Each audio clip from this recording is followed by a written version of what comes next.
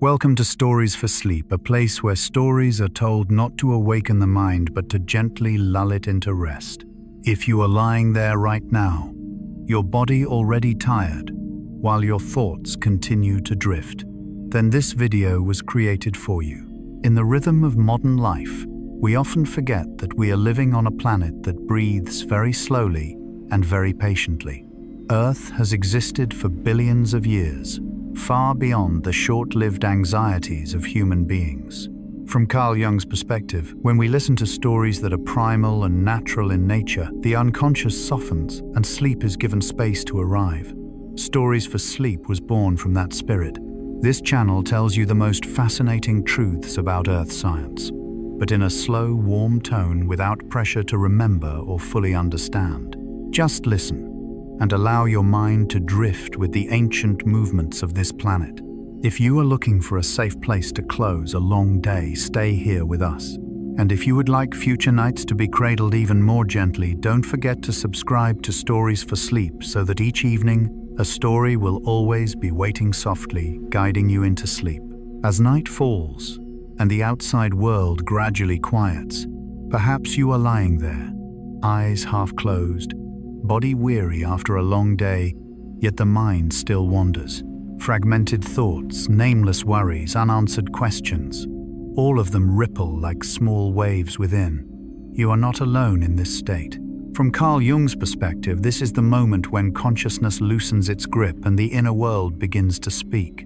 In the threshold between wakefulness and sleep, the human mind often turns toward ancient, vast archetypal images. And no symbol is closer or deeper than Earth itself, the silent home that has supported life for billions of years. We walk upon its surface every day, yet rarely pause to listen to the stories the planet whispers through stone, through oceans, through the slow movement of time. This video is not meant to teach dry scientific concepts. Instead, it is a gentle invitation. An invitation to return to a primal sense of safety, the feeling of belonging to something larger than yourself. Fascinating truths about Earth science, when told in a slow rhythm, can become a bridge between a tired consciousness and deep sleep. Jung believed that when humans reconnect with natural rhythms, the unconscious calms. Understanding does not require effort.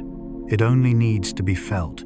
As you listen to ancient rock layers older than all human memory, to the patient movement of continents, to the long breath of the planet through ice ages and warming cycles, the mind gradually stops resisting. It begins to drift. In the journey ahead, each fact about Earth is not merely information, it is a lullaby, a reminder that you are being held, protected, and that you no longer need to hurry. If you allow yourself to listen, perhaps tonight sleep will arrive more gently, more deeply, filled with peaceful dreams. Part 1. The Night Sky and the Invitation to Rest From. The Perspective of a Storyteller for Sleep Part 1. The Night Sky and the Invitation to Rest is not merely an astronomical introduction, but a psychological doorway, guiding the listener away from the daytime world and into the space of the unconscious. Here, the night sky serves as an archetypal symbol, one that, according to Carl Gustav Jung, exists innately within the human psyche, beyond language, culture, and time. The night sky is, first of all, deeply familiar. Nearly all of us have looked up at it at some point, even briefly, during ordinary moments, walking home late, standing on a balcony, or turning off bedroom lights and letting the glow from outside filter in. This familiarity creates an initial sense of safety. The mind does not feel threatened, does not need to stay alert, yet at the same time the night sky holds an immeasurable depth of mystery. We know it is there, but we can never truly touch it. And it is precisely this paradox, both familiar and unreachable, that makes it an ideal gateway into rest. In Jung's language, the unconscious favors what does not need full explanation. During the day, our consciousness functions like a strict controller, analyzing, evaluating, worrying, calculating. But at night, that controller grows tired. It is willing to let go if given an image vast and quiet enough that it no longer feels the need to intervene.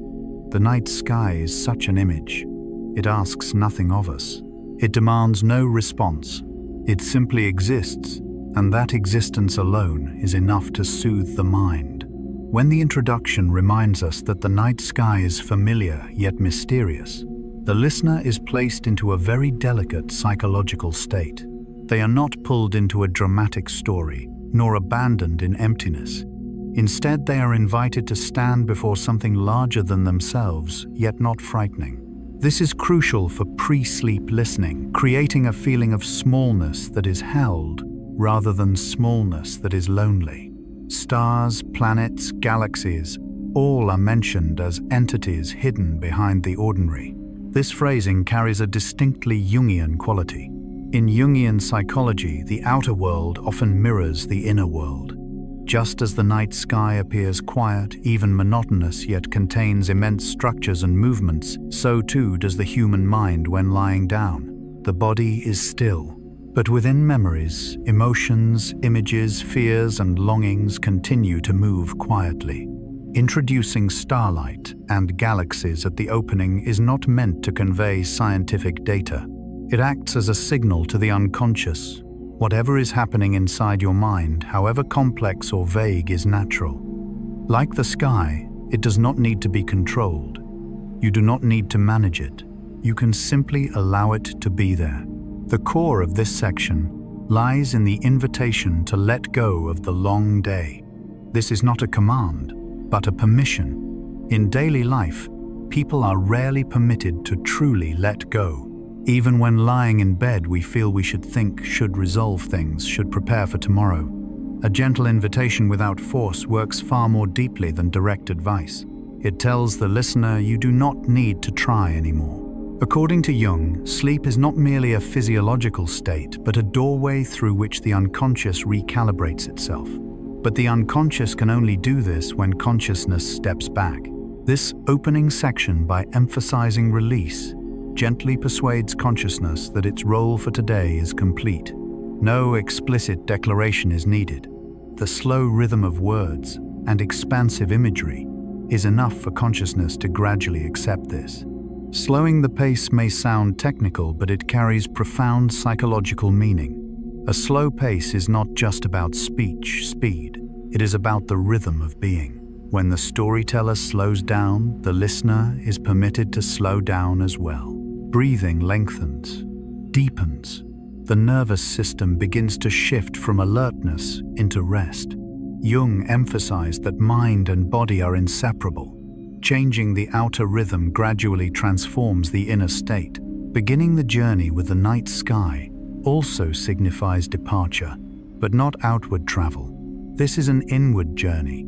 In many ancient cultures, the sky was seen as a mirror of the soul.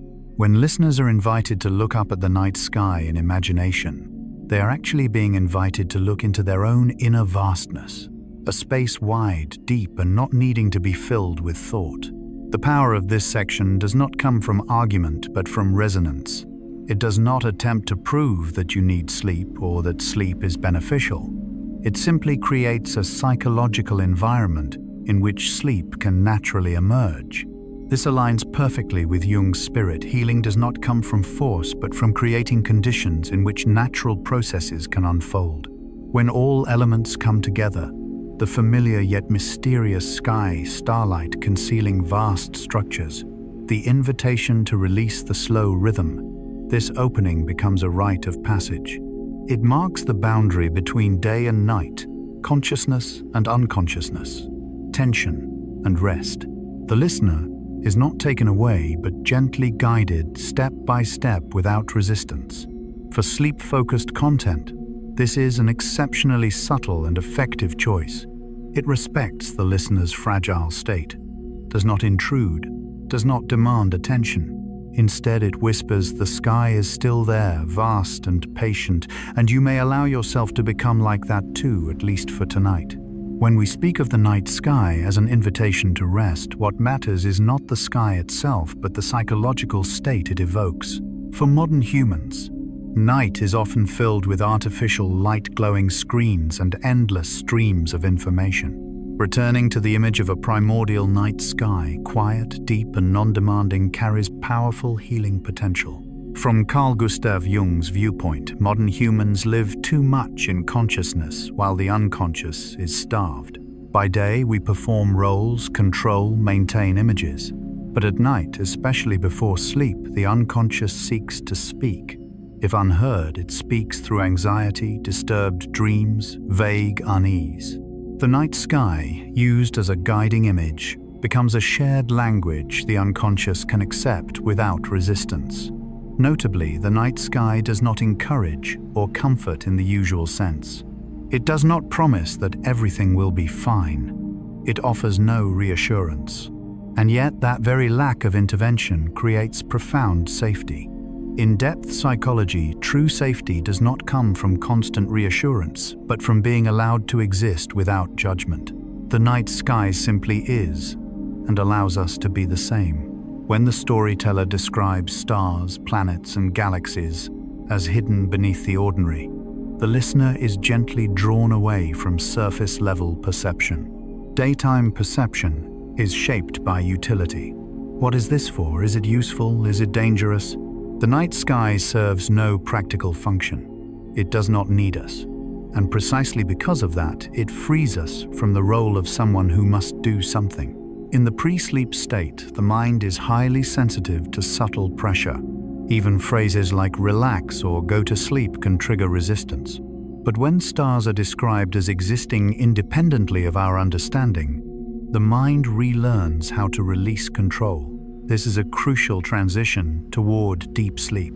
The night sky also carries a different dimension of time. Each star is light from a distant past. When the listener encounters this idea even vaguely, the mind begins to move away from short-term anxieties. Daily concerns shrink, not because they are unimportant, but because the frame of reference has expanded. In Jungian analysis, shifting perspective is one of the most effective ways to soften anxiety. Anxiety arises when the ego believes everything depends on it. The night sky gently reminds us, not everything requires your intervention. And when the ego accepts this, it can rest. The invitation to let go of the day functions as a psychological ritual. Ancient cultures always had rituals marking the transition from day to night: fires, stories, stargazing, prayer. These rituals signal to the mind that one phase had ended. Many modern people lack such rituals, so the mind never knows when it is allowed to stop. This opening replaces an ancient ritual with modern, gentle language. A slow rhythm does more than relax. It restores natural time. During the day, time feels compressed. When listening to a slow narration about the night sky, the nervous system recalibrates. Breathing deepens. Heart rate lowers.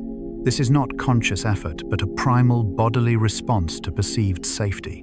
In Jungian thought, the body is the gateway to the unconscious. When the body relaxes, the unconscious feels welcomed. And when welcomed, it no longer needs to disturb. This is why a well-paced opening can make listeners sleepy without effort. The night sky becomes a space holder. It holds space for unresolved thoughts and unnamed emotions without demanding resolution. This is vital before sleep because sleep requires permission, not perfection. As the opening closes by beginning the journey, that journey is not toward new knowledge, but toward a new state. Trust, surrender, being led. The listener does not need to stay alert. The more they let go, the more the journey unfolds as intended. From a sleep-content perspective, this is a deeply wise choice. It avoids stimulation and climax. Instead, it builds a steady emotional depth, allowing the listener to sink gradually, like gazing at the night sky, until eyelids grow heavy. At an even deeper level, the night sky represents a healing reminder darkness is not only fear, it is also rest. Jung emphasized that darkness is not the enemy of consciousness, but the remaining half of the psyche. When the night sky is presented as safe, the listener is permitted to no longer remain fully conscious. That is the quiet power of Part 1. It does not lull through technique, but through resonance with the deepest structure of the human mind. And as the listener drifts into sleep, that opening continues to echo somewhere in the unconscious, like a night sky, always present, patient, vast, and never in a hurry. Part 2. What we see is only a very small part, from the perspective of a storyteller for sleep. Part 2. What we see is only a very small part is not merely a scientific statement about the limits of human vision. When told with the right rhythm and depth, this section becomes a powerful psychological metaphor for how humans experience the world, for the ego, for the unconscious, and for the humility required for the mind to truly rest. In the spirit of Carl Gustav Jung, this part marks an important transition from an initial sense of safety toward the recognition that reality is always far larger than what we can grasp. The statement that the human eye can see only about 6,000 stars may at first sound like a neutral scientific fact, but in the context of listening before sleep, this number is not meant to convey knowledge. It is meant to soften the certainty of consciousness. During the day, humans often live with the illusion that they see enough, know enough, understand enough. We believe that what appears before our eyes is the entirety of reality.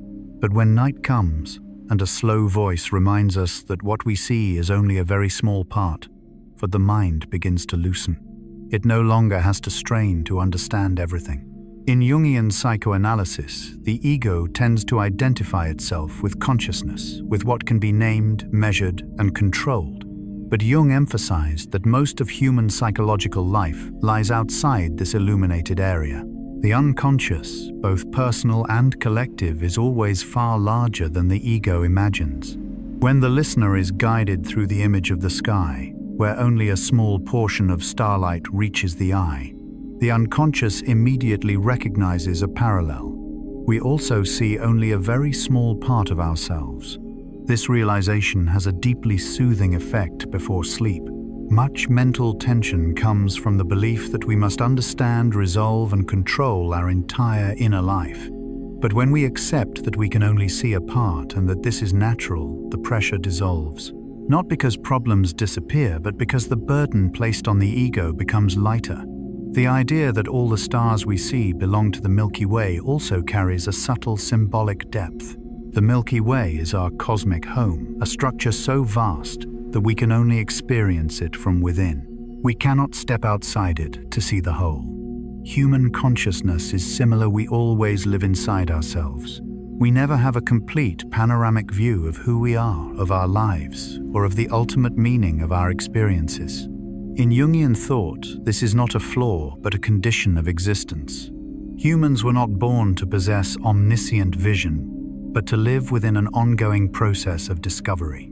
When the listener is reminded that even the sky, something that seems all-encompassing, reveals only a small part of a single galaxy, they are invited to step away from the need to know everything. And when that need quiets, sleep becomes more accessible. Other galaxies appear only as faint smudges, an apparently small scientific detail, yet one with deep psychological significance. These smudges exist even when we cannot see them clearly. They do not require our attention to exist. They do not disappear simply because we cannot perceive their details. This sends an important message to the unconscious. What is unclear is not necessarily dangerous. Many people struggle to sleep because their minds are haunted by the vague and unknown future, unnamed emotions, unanswered questions. Through the image of distant blurred galaxies, this section gently says, ambiguity is a natural part of reality. You do not need to make everything clear right now. Some things can and should remain softly undefined. According to Jung, the unconscious does not communicate through logical language, but through images and symbols. The image of faint, distant light is a perfect symbol for unconscious contents hovering at the edges of awareness. Rare, fleeting, difficult to define, yet real. When the listener receives this image in a relaxed state, the unconscious feels acknowledged. And when it is acknowledged, it no longer needs to intrude through anxiety or disturbed dreams. The concluding idea that the sky is both familiar and beyond our capacity to perceive is distinctly Jungian. Familiar and foreign, intimate and transcendent, these opposites coexist in every profound human experience. Jung called this the experience of the numinous, something both comforting and humbling, both safe and vast. This is the ideal psychological state, before sleep, not overstimulated yet not empty. When the listener senses that reality is larger than their capacity to perceive, a subtle shift occurs. The ego is no longer at the center. It becomes a small part of a larger whole. And in that moment, the ego is allowed to rest, not because it is exhausted, but because it no longer needs to strain. When told in a slow, gentle voice, this section can produce a deep lulling effect, not by emptying the mind, but by opening it.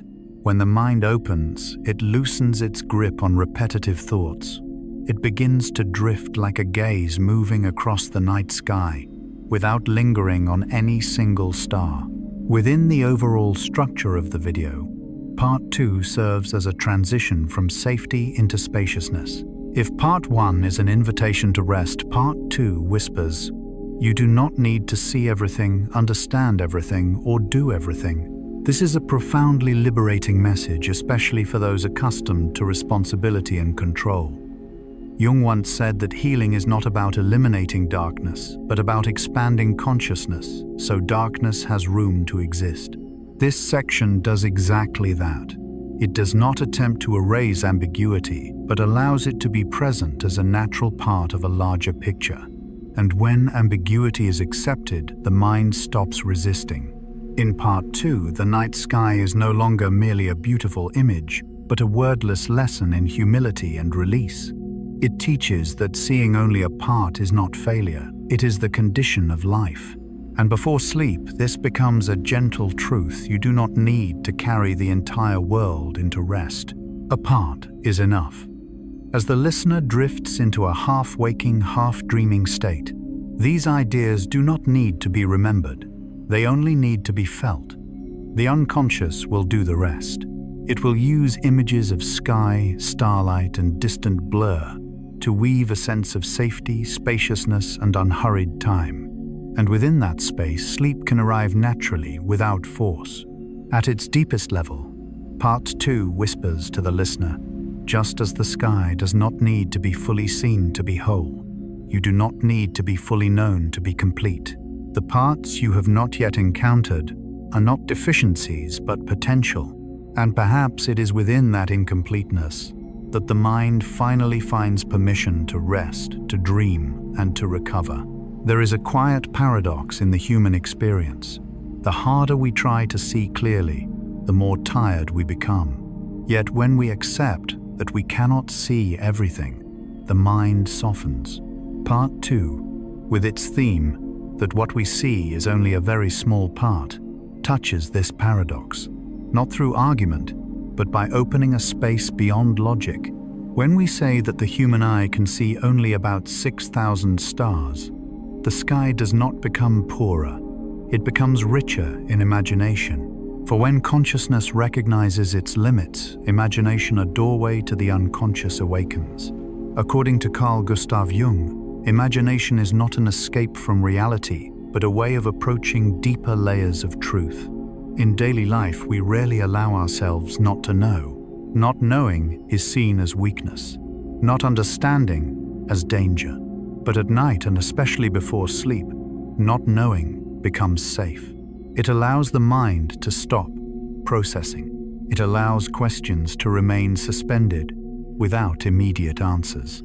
When listeners are guided to feel that the sky contains hundreds of billions of stars, while the eye touches only a tiny fraction, they are invited into a deeply Jungian experience, a humility that heals.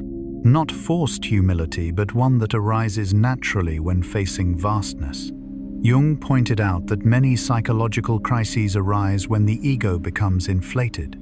When it believes it must understand everything, control everything, and be responsible for everything, it eventually collapses from exhaustion. But when the ego realizes it is only a small part of a larger whole, it can exhale. And sleep is precisely the moment when the ego most needs to exhale.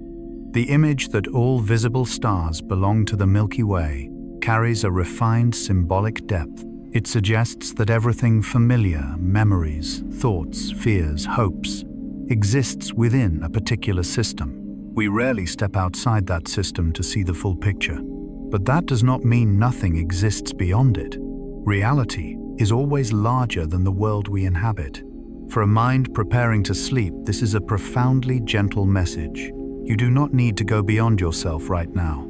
It is enough to know that there is more than you, and that you do not need to reach it in order to rest. Other galaxies appear as faint smears. This detail is especially important for sleep-focused content. A blur is not sharp. It does not overstimulate. It does not demand intense focus. And that makes it ideal for the threshold state between waking and dreaming. In-depth psychology blurred images are often the language of the unconscious, they suggest, without imposing meaning. Many people fear the unclear aspects of life, an uncertain future, unnamed emotions, fragmented memories. But when distant galaxies are described as faint lights that still exist, still follow their own order, the listener is comforted at a deep level. Ambiguity does not equal chaos. There are orders beyond our perception that continue to function. According to Jung, the collective unconscious contains ancient patterns that personal consciousness cannot fully grasp. Yet these patterns are what keep psychological life from collapsing. When listeners encounter the idea of countless galaxies, they cannot see clearly. The unconscious recognizes a parallel. Countless inner processes are unfolding without needing conscious supervision.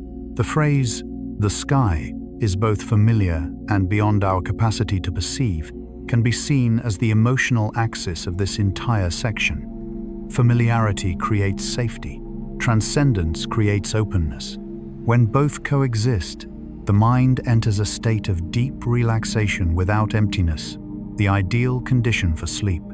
In that state, listeners do not become sleepy out of boredom, but because there is nothing left to hold on to. Daytime thoughts lose their weight. They do not disappear, but they no longer occupy the center. Like faint stars at the edge of vision, they are present without disturbance. When extended properly, Part 2 quietly teaches an ancient skill, long forgotten: living with limits without resistance. Modern humans are taught to constantly expand limits faster, more clearer. But sleep requires the opposite. Accepting limits, shrinking, softening, blurring. Jung believed psychological maturity does not lie in endlessly expanding consciousness, but in learning to dialogue peacefully with the unconscious. That dialogue requires no words, only images and rhythm. The night sky, with what we see and do not see, becomes a perfect image for that dialogue. As listeners grow drowsy, scientific details are no longer processed as information but as sensation.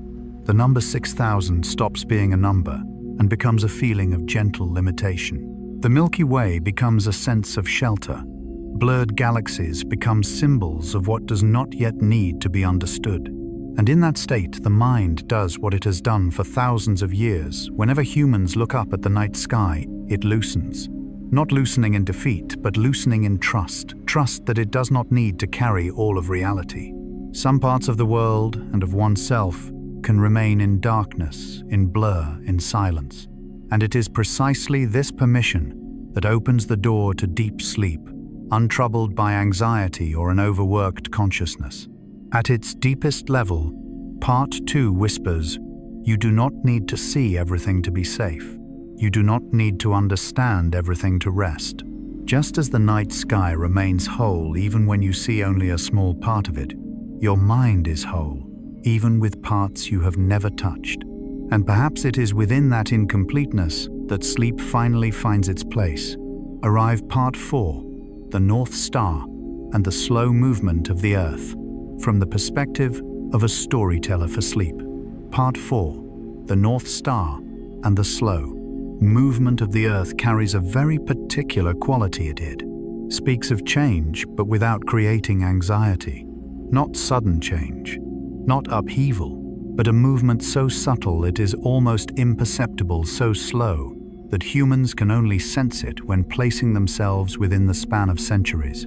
For this reason, this part is ideal for guiding the mind into deep rest, where fears of instability and loss of control are replaced by trust in the long rhythms of existence. The idea that Earth's axis wobbles gently, oscillating over time, is a scientific fact, but in the context of listening before sleep, it carries meaning far beyond physics. This movement is not violent. There is no collision, no sound. It unfolds silently, patiently, over tens of thousands of years. And when the human mind encounters this image, something very subtle happens. It relearns how to trust movements that do not require supervision. In daily life, humans are accustomed to control. Everything must be clear, measurable, responsive. Yet Earth's axis continues its movement without anyone watching it. It does not need human attention to carry on its journey. This sends an important message to the unconscious. Not everything needs to be tightly held in order to be safe. Some movements function best when we do not interfere. According to the thought of Carl Gustav Jung, the unconscious operates by laws very different from those of consciousness. It does not react quickly. It is not linear. It is not driven by clock time. It functions like Earth's axis, slow, deep, and persistent. When listeners are guided to imagine this tiny but continuous wobble, the unconscious recognizes a familiar image of itself. And when the unconscious is recognized, it no longer needs to intrude through anxious signals before sleep. Polaris, the North Star, is often imagined as an absolutely fixed point, a star that is always there, always pointing north, always reliable. But the fact that Polaris has not always been the North Star carries deep symbolic meaning. It gently dissolves the illusion of permanence without destroying the sense of safety, because even as Polaris changes, the sky continues to offer a point by which humans can orient themselves. In psychological life, people also cling to their own North Stars, a belief, a role, a relationship, an image of self. We often think that if this reference point is lost, everything will fall apart. But the history of the sky reveals a gentler truth. Reference points can change, yet the ability to orient does not disappear. Ancient humans did not stop when Polaris shifted. They simply learned to look toward another star. In the context of listening before sleep, this message carries great comfort. Many people enter sleep with worries about changes in work, in relationships, in themselves. Part 4 does not deny change. It places change within a rhythm, slow enough to feel non-threatening. It says change is not always loss. Sometimes it is only a tiny shift of an axis, almost impossible to notice within a single lifetime. Mentioning ancient civilizations that navigated by different stars opens a deep temporal dimension. It pulls the listener out of a narrow present and places them within thousands of years of human history. Those people too once looked up at the night sky, felt worry and needed direction. And they found it not by fixing the sky, but by listening to it. In Jungian psychology, ancient wisdom holds special value. Jung believed that the collective unconscious stores humanity's essential survival experiences passed down through symbols and myths. The sky, as humanity's first map, is one of these primordial symbols. When listeners are reminded that their ancestors navigated by stars, the unconscious senses a connection that transcends time. And this connection creates a deep sense of safety, especially at night. The sky changes very slowly, but it does not stand still, can be seen as the core sentence of this entire section. It is not merely an astronomical description, but a whispered philosophy of life. It says that movement does not need to be fast to be meaningful, that stability does not mean immobility, and that some changes happen so quietly that only in hindsight do we realize how far we have traveled. For a mind preparing to sleep, this philosophy is profoundly liberating. It dissolves the pressure to change now, understand now, heal now. Instead, it opens another possibility, the permission to change slowly, the permission to not yet see results, the permission to let inner movements unfold at their own pace. In the half-waking, half-dreaming state, consciousness no longer needs direct advice. It needs images and rhythm. The image of Earth's axis, gently wobbling, the image of the North Star shifting over millennia, the image of ancient humans navigating by the sky all merge into a slow song of trust. This song has no climax. It does not lead to a final conclusion. It simply repeats steadily that everything continues in its own way. Jung emphasized that healing is not a return to a former state, but a reorganization at a deeper level. Part 4 illustrates this in cosmic language.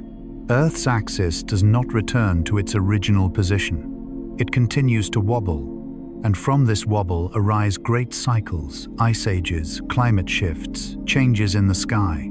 In psychological life, small inner oscillations, emotional shifts, changing beliefs also give rise to cycles of growth. As listeners drift toward sleep, consciousness begins to loosen its need for absolute stability. It no longer clings to a single Polaris. It becomes willing to let the unconscious guide, much like ancient people trusted a sky they could not control. This is an ideal state for deep sleep trust without certainty. When told in a steady, low voice with long pauses, Part 4 creates the sensation that time is stretching. The listener no longer feels pushed toward tomorrow. Tomorrow may come or not. That is not important right now. What matters is that the axis continues to turn. The sky continues to change, and the body is allowed to rest. At its deepest level, this part whispers a deeply human message. You do not need to stand still to be safe, and you do not need to move fast to move forward. There is a third path, the path of slow, continuous movement, reliable enough that you can sleep peacefully. When sleep arrives, it does not come as a collapse of consciousness, but as a natural continuation of that movement. Consciousness steps back. The unconscious takes over just as the sky changes without human intervention. In the dark, the axis continues to wobble. The North Star continues to drift, and the mind is finally allowed to rest in the trust that everything is moving at the rhythm it needs. There is a truth that is rarely noticed. Humans fear change only when it happens too quickly for the mind to adapt. When change unfolds so slowly that it is almost unnoticeable, it no longer feels threatening, it becomes part of life. The slow movement of Earth's axis is a perfect example of this kind of change that requires no attention, no reaction, no worry. As listeners lie in the dark, breathing gradually becoming steady, the image of Earth's axis, gently wobbling over tens of thousands of years, touches a very deep layer of the unconscious. It is not understood logically, but felt as an ancient lullaby, a rhythm that existed long before humans appeared and will continue long after we are gone. From Jung's perspective, the unconscious reacts not to large disruptions, but to breaks in rhythm. When rhythm remains intact, even with movement, the unconscious feels safe. This is why the image of precession, of Earth's very slow oscillation, has the power to soothe the invisible anxieties people often carry before sleep. Polaris is not always the North Star.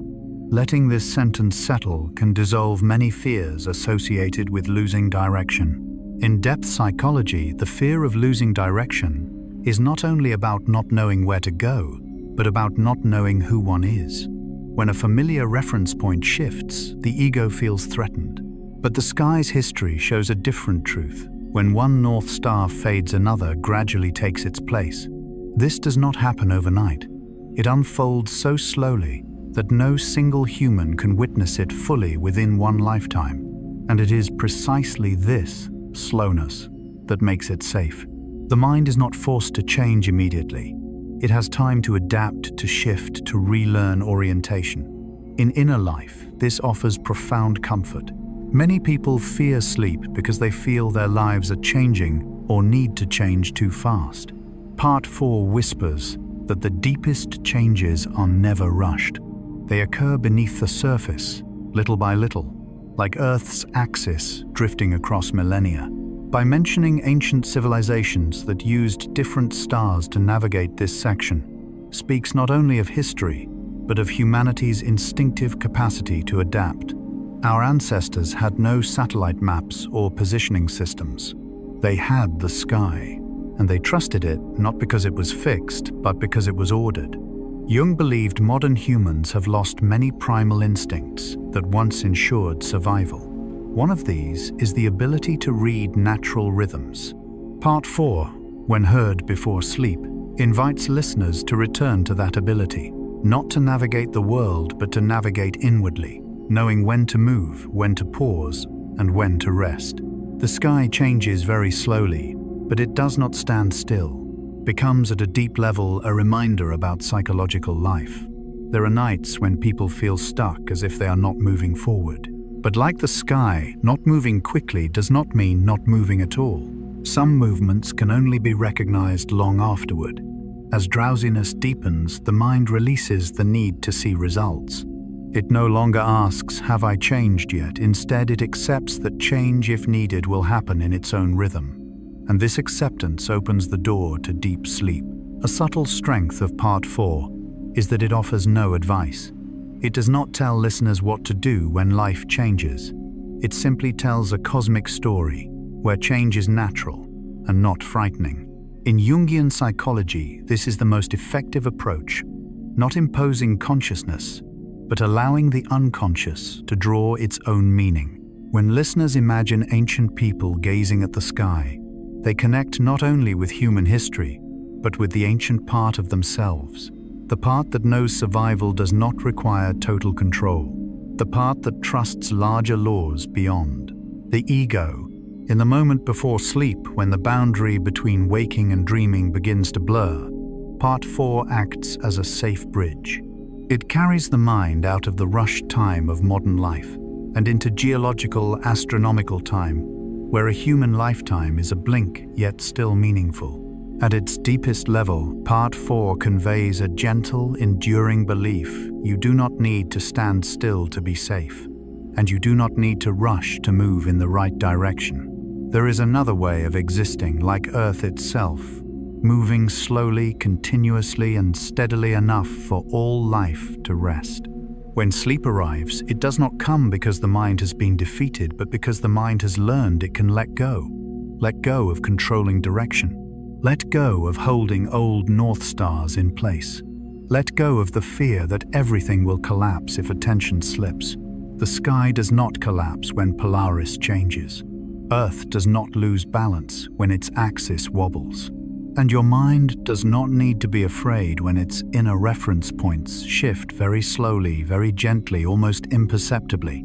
In the night, as everything grows quiet, the axis continues to turn. The stars continue to drift. And somewhere within that silent movement, the human mind finds what it has always sought before sleep.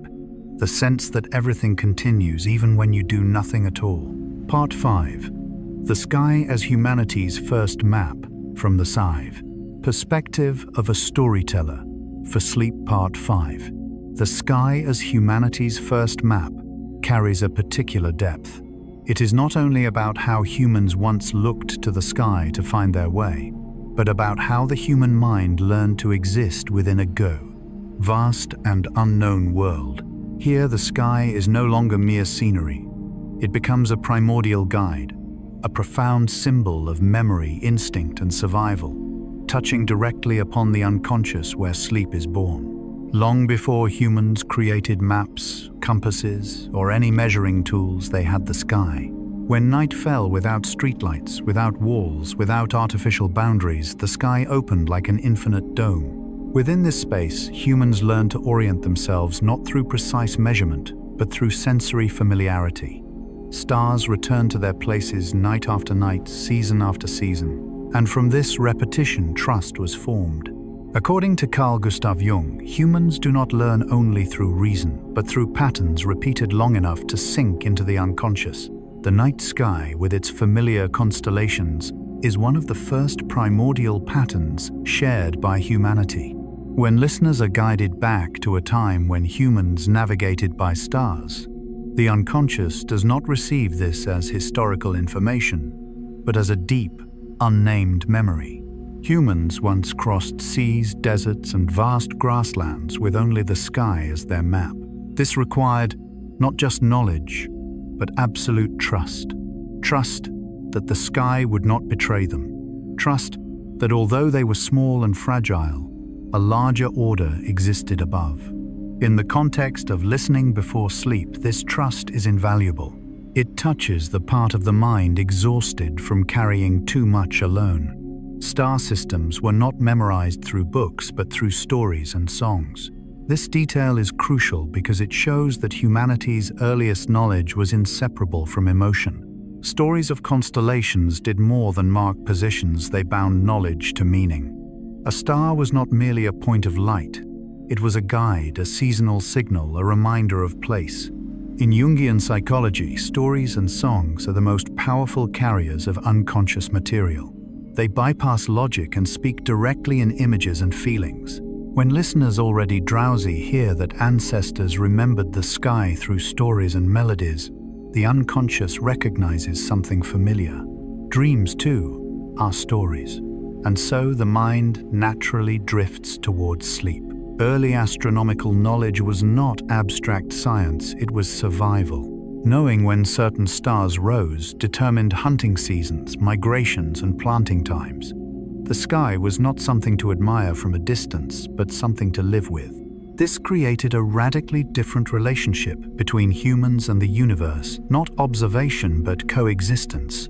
Encountering this idea before sleep dissolves a very modern pressure, the need to understand everything rationally. Part 5 reminds us that humans once survived, not by understanding the sky scientifically but by sensing its rhythm. And sleep too requires the same thing, not understanding but feeling. As humanity's first map, the sky also holds our collective memory. Not personal memory, but memory accumulated through thousands of years of observation and storytelling. Jung called this the collective unconscious, the storehouse of shared human images and experiences. Constellations and their stories are part of that storehouse. When listeners are placed within this collective stream, they no longer feel alone in personal anxieties. A gentle sense of belonging emerges, belonging to a history longer than oneself, to countless humans who once looked at the same sky and asked the same basic questions. Where am I? Where am I going? Before sleep, these questions need no clear answers. They only need a space large enough not to feel frightening. The sky, as an ancient map, provides that space. It says, you do not need to know the destination right now. Others before you were lost too, and they found their way not through control but through listening to signs. A subtle strength of Part 5 is that it neither idealizes the past nor condemns the present. It simply places them side by side. Today we have precise maps, yet often feel inwardly lost. In the past, humans had only the sky, yet felt deeply connected. This contrast is not criticism, it awakens a quiet longing, the longing to feel guided. In Jungian psychology, such longing is not nostalgia, but a signal from the unconscious that an instinct has been neglected. Part 5, when heard before sleep, invites reconnection with that instinct, not to abandon modern life, but to restore balance. The sky is humanity's collective memory. Read slowly, this line can become a profound lullaby. It evokes millions of people across thousands of years gazing at the same canopy of stars.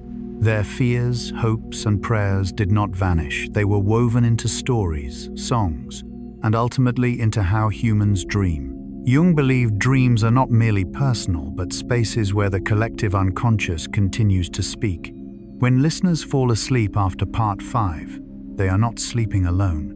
They are resting within a long current of memory where ancient symbols remain alive. At its deepest level, Part 5 whispers humans were never meant to find their way alone. Whether crossing night seas or inner landscapes, there have always been signs, stars, and stories to guide us. Before sleep, when consciousness is tired, the mind can allow itself to trust those signs again, even without naming them. Sleep in this context is no longer the shutting down of consciousness, but a return journey. A return to how humans lived for thousands of years, trusting the sky, trusting rhythm, trusting that one is not abandoned in the dark. As night deepens and the story softens, the sky remains not as an answer, but as a silent map, wide enough to lay down every burden, familiar enough for sleep to arrive naturally, gently, without effort. Before humans learned to measure space, they learned to remember it through feeling. The sky as humanity's first map was not read with the eyes like modern maps. It was felt with the whole body, with breath slowing at nightfall, with shifts in the wind, with the familiar appearance of a constellation at the right moment.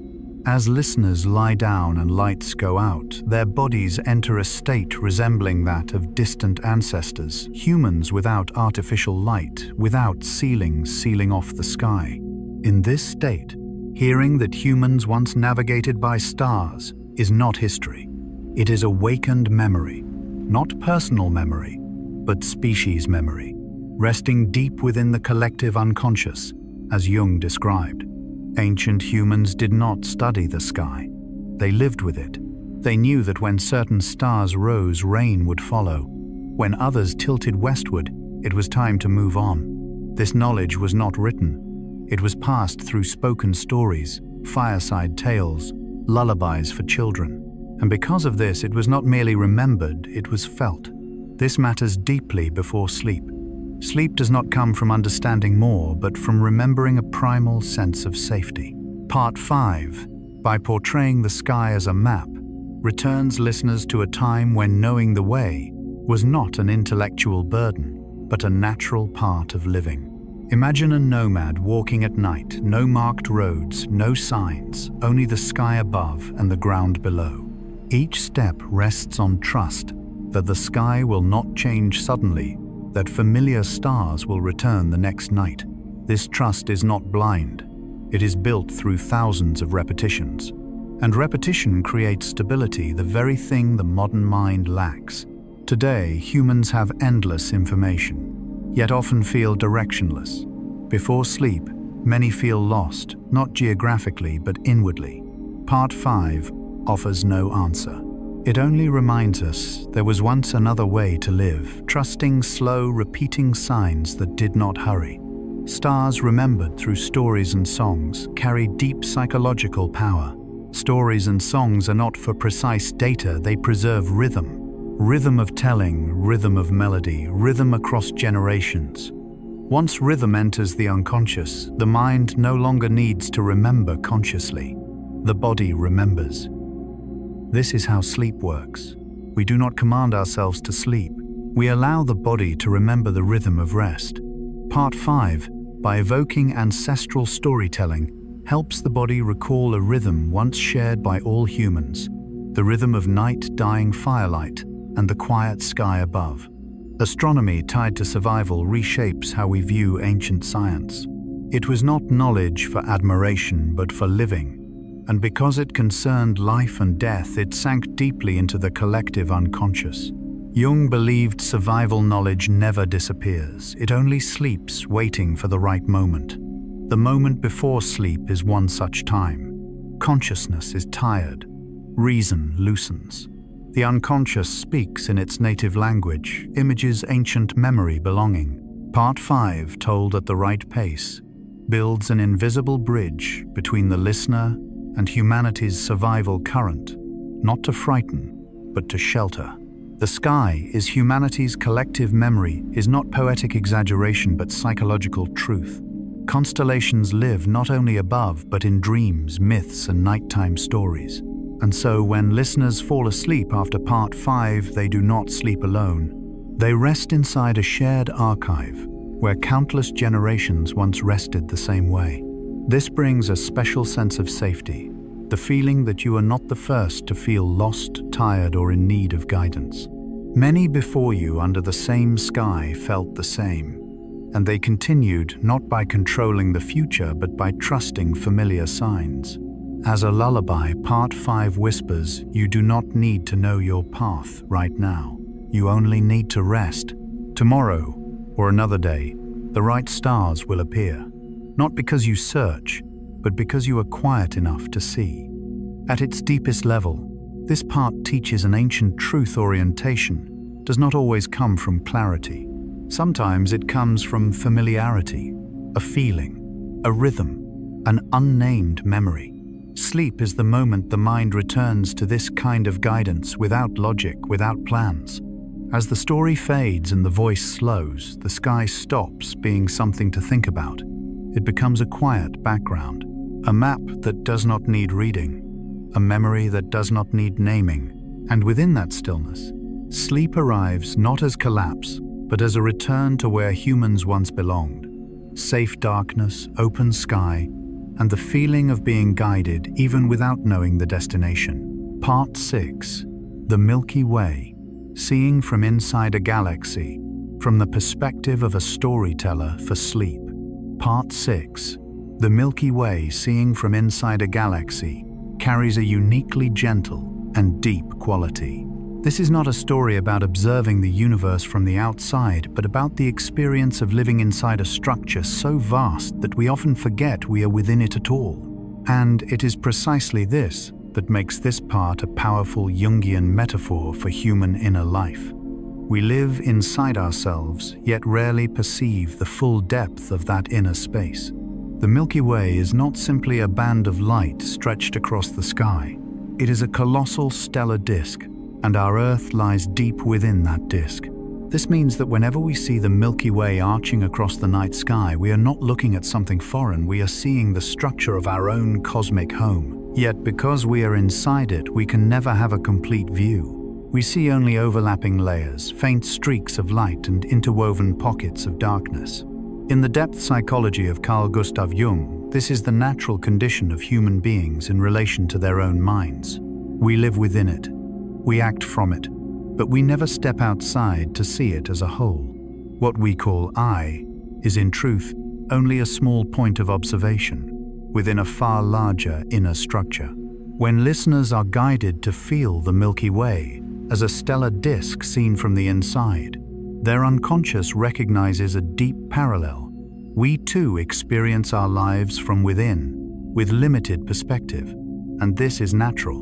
The luminous band of the Milky Way, appearing like a silver mist across the night sky, is in fact the combined light of billions of suns layered upon one another.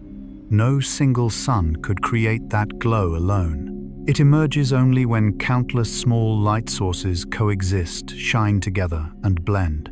This image carries a subtle comfort for the mind before sleep. It suggests that brilliance does not come from solitary individuality, but from the quiet resonance of many forms of existence. In human life, many people feel small, dim, not bright enough.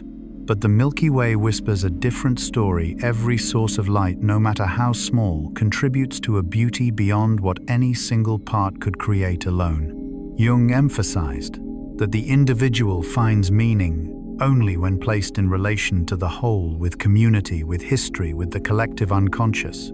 Part 6, Through the Language of the Cosmos, retells this truth gently without instruction. Each streak of light is a star system. Spoken slowly, this sentence can dissolve deep feelings of loneliness, for it reminds us that within that seemingly continuous band are countless separate worlds, each with its own center planets, orbits, and story. No two star systems are identical, yet from a distance, they form a harmonious whole. This is a beautiful Jungian metaphor for psychological life. Each person is a unique star system with personal history, wounds, dreams, and rhythm. From close up, we see difference and separation. From deeper perspective through the unconscious, we sense a quiet interconnection. Part 6, when heard before sleep, helps the mind step away from an exhausting close-up view and into a wider one where difference no longer creates tension. The Milky Way is both home and horizon. This may be the most layered sentence in this entire section. Home is where we belong, where we are sheltered, where nothing needs proving. The horizon is where curiosity, longing, and openness to the unknown arise. Humans often separate these ideas: home as safety, horizon as uncertainty. But the Milky Way holds both within one image. In Jung's view, one of the deepest inner conflicts arises between the need for safety and the need for growth. We want to stay, yet we want to go. We want belonging, yet we want transcendence.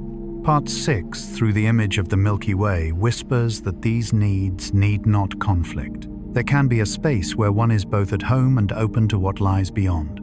For the mind before sleep, this is profoundly soothing. Many struggle to sleep because they feel they have not gone far enough, become something else, or reached a destination while simultaneously feeling unsafe. The Milky Way, as a lullaby image, says you are already at home, and within that home there is still a horizon wide enough to breathe. A crucial element of Part 6 is rhythm. The Milky Way does not rush across the sky. It appears quietly, steadily, almost unchanged through the night. When the nervous system encounters this image, it naturally shifts toward deep rest. Nothing requires reaction. Nothing demands resolution. A larger structure is present, holding everything in place. Jung believed the unconscious needs images of wholeness to self-regulate, not images to analyze, but to contemplate. The Milky Way, with its immense stellar disk, is such an image. When listeners allow it to drift through their minds before sleep, the unconscious begins to organize the scattered fragments of daily experience, just as star systems together form a continuous band of light. There is something profoundly relieving about realizing one lives inside a galaxy. This realization does not diminish us in a negative way, it lightens us. Personal anxieties lose some of their weight when placed within such vastness. Not because they are unimportant, but because they no longer carry the entire burden of existence. When told at the right pace, Part 6 can induce a mental state close to meditation. The listener no longer focuses on individual words, but lets voice imagery and silence guide them. In this state, consciousness recedes. The unconscious steps forward, not to disturb, but to hold. At its deepest level, Part 6 speaks of belonging on a cosmic scale. Not belonging to a role, identity, or group, but to a living structure larger than oneself. Jung called this experience the encounter with the self, the deeper center of the psyche beyond the ego. Even brief contact with this feeling before sleep often brings a quiet, nameless peace. This is why Part 6 is especially suited for listening before sleep. It does not stimulate intellectual curiosity, but a softer curiosity, the curiosity to remain, to listen, to dissolve gently into something larger. Sleep in this context is not the loss of consciousness, but the temporary dissolving of the ego into the whole. As the voice slows, as the image of the Milky Way fades in the mind, the listener is not left in emptiness. They are held by a sense of being exactly where they belong. That even without seeing the whole, they are part of it. That even as a small point within a vast stellar disk, their presence contributes to the band of light. And within this feeling, sleep arrives not as a command, but as a natural consequence. Consciousness releases its grip. The unconscious takes over. Just as we relax when realizing we are inside the Milky Way, the mind relaxes when it realizes it does not need to leave itself in order to rest. The Milky Way remains. It does not require attention. It does not require full understanding. And in the quiet night, as thoughts settle, that sense of being both home and horizon persists wide enough for dreams to form, close enough for sleep to arrive gently. There is a rare feeling that arises when one truly understands, not intellectually, but somatically, that one lives inside a galaxy, not standing outside looking in, not observing from afar, but living, breathing, existing within a vast structure formed long before one's birth. This realization does not overwhelm. Instead, it brings deep reassurance, as if one finally understands that one has never been lost in the universe, but has always been held within it. From Earth, the Milky Way appears as a faint, luminous band. But knowing that this band is the layered light of billions of suns transforms perception entirely. There is no single radiant center, no supreme point of brilliance, only countless small lights, each shining in its own way, coexisting within a greater order.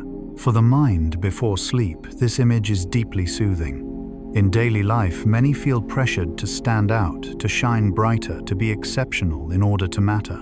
The Milky Way tells another story. Value does not require separation from the whole. It can arise from belonging. Your light does not need to outshine others. Existing in your place already contributes to the shared beauty. According to Jung, true peace comes when the ego no longer carries the burden of being the center of everything. He described this as a shift from ego to self, from the personal I to a broader psychological whole. Part 6, through the image of the Milky Way, whispers to the unconscious, "You do not need to be the center to have meaning. Each streak of light is a star system." Let to settle this sentence carries rare tenderness. It reminds us that behind each faint light in the sky lies a complex world, with its own orbits, cycles, and history. And likewise, behind every person we encounter exists an inner universe we will never fully see. Encountering this idea before sleep gently dissolves the tension of comparison, comparing oneself to others, to imagined standards. The Milky Way does not compare star systems. It allows them to coexist. And in the lullaby space, the human mind is allowed to do the same, to exist without judgment. The Milky Way, as both home and horizon, is not only beautiful imagery but a healing paradox. Home suggests stability and safety. Horizon suggests movement and discovery. Humans often believe they must choose between these. The Milky Way reveals another possibility: safety can contain openness. Many pre-sleep anxieties arise from this conflict. One part wants to rest, another fears missing out by stopping. Part 6 does not demand resolution. It offers an image where both needs coexist, without cancelling each other. And that lack of resolution is precisely what allows sleep. When listeners imagine themselves within a massive stellar disk spiral arms, stretching hundreds of thousands of light years, they no longer feel trapped in the present. The present becomes a small point within something vast, not denied, just lightened. Daily worries, though real, no longer fill the entire sky of the mind. Jung noted that the unconscious requires encompassing images to recalibrate, not details but vast forms that allow the ego to temporarily relinquish control. The Milky Way is such an image. As it drifts through the mind, the unconscious begins to reassemble emotional fragments from the day, much like star systems finding stable orbits. A key aspect of Part 6 is the absence of any call to action. No demand to change, to understand, to improve. Only presence. And in sleep narratives, presence is more valuable than advice. It conveys you are enough, even if everything is unfinished. As the voice slows and pauses lengthen the Milky Way, image softens, blurring like the onset of dreams. Boundaries between inside and outside self and universe become indistinct. And it is this blurring that allows sleep to arrive naturally. At its deepest level, Part 6 offers a rare modern experience, dissolving into something larger without losing oneself. You remain you, but you no longer carry the full weight of existence alone. A greater structure holds everything, just as the Milky Way holds its stars in orbit. As sleep deepens, consciousness does not vanish, it retreats. The unconscious steps forward with images and feelings now awakened. And in dreams, those images may continue not as galaxies but as wide spaces, unhurried journeys, and a sense of belonging. The Milky Way remains whether we sleep or wake. It requires no belief, no understanding, and this lack of demand brings profound safety. If the universe can function without our attention, then the mind can rest without vigilance. And in the quiet night, as thoughts fade, the feeling of being both home and horizon remains like a wordless lullaby, wide enough for dreams, close enough for sleep to arrive gently. Part 7. What we do not see from the perspective of a foe's storyteller for sleep. Part 7. What we do not see is one of the most distinctly Jungian sections. If previous parts spoke of what can be seen, named and oriented toward this part, gently leads the listener one step further into what is unseen, unclear, and beyond ordinary perception. And it is precisely there, in darkness, vagueness, and hiddenness, that the unconscious feels most at home, and where sleep truly begins. When we say that hundreds of billions of stars cannot be seen with the naked eye, a subtle shift occurs in the mind. consciousness, accustomed to relying on what is visible and verifiable, pauses. It recognizes its limits.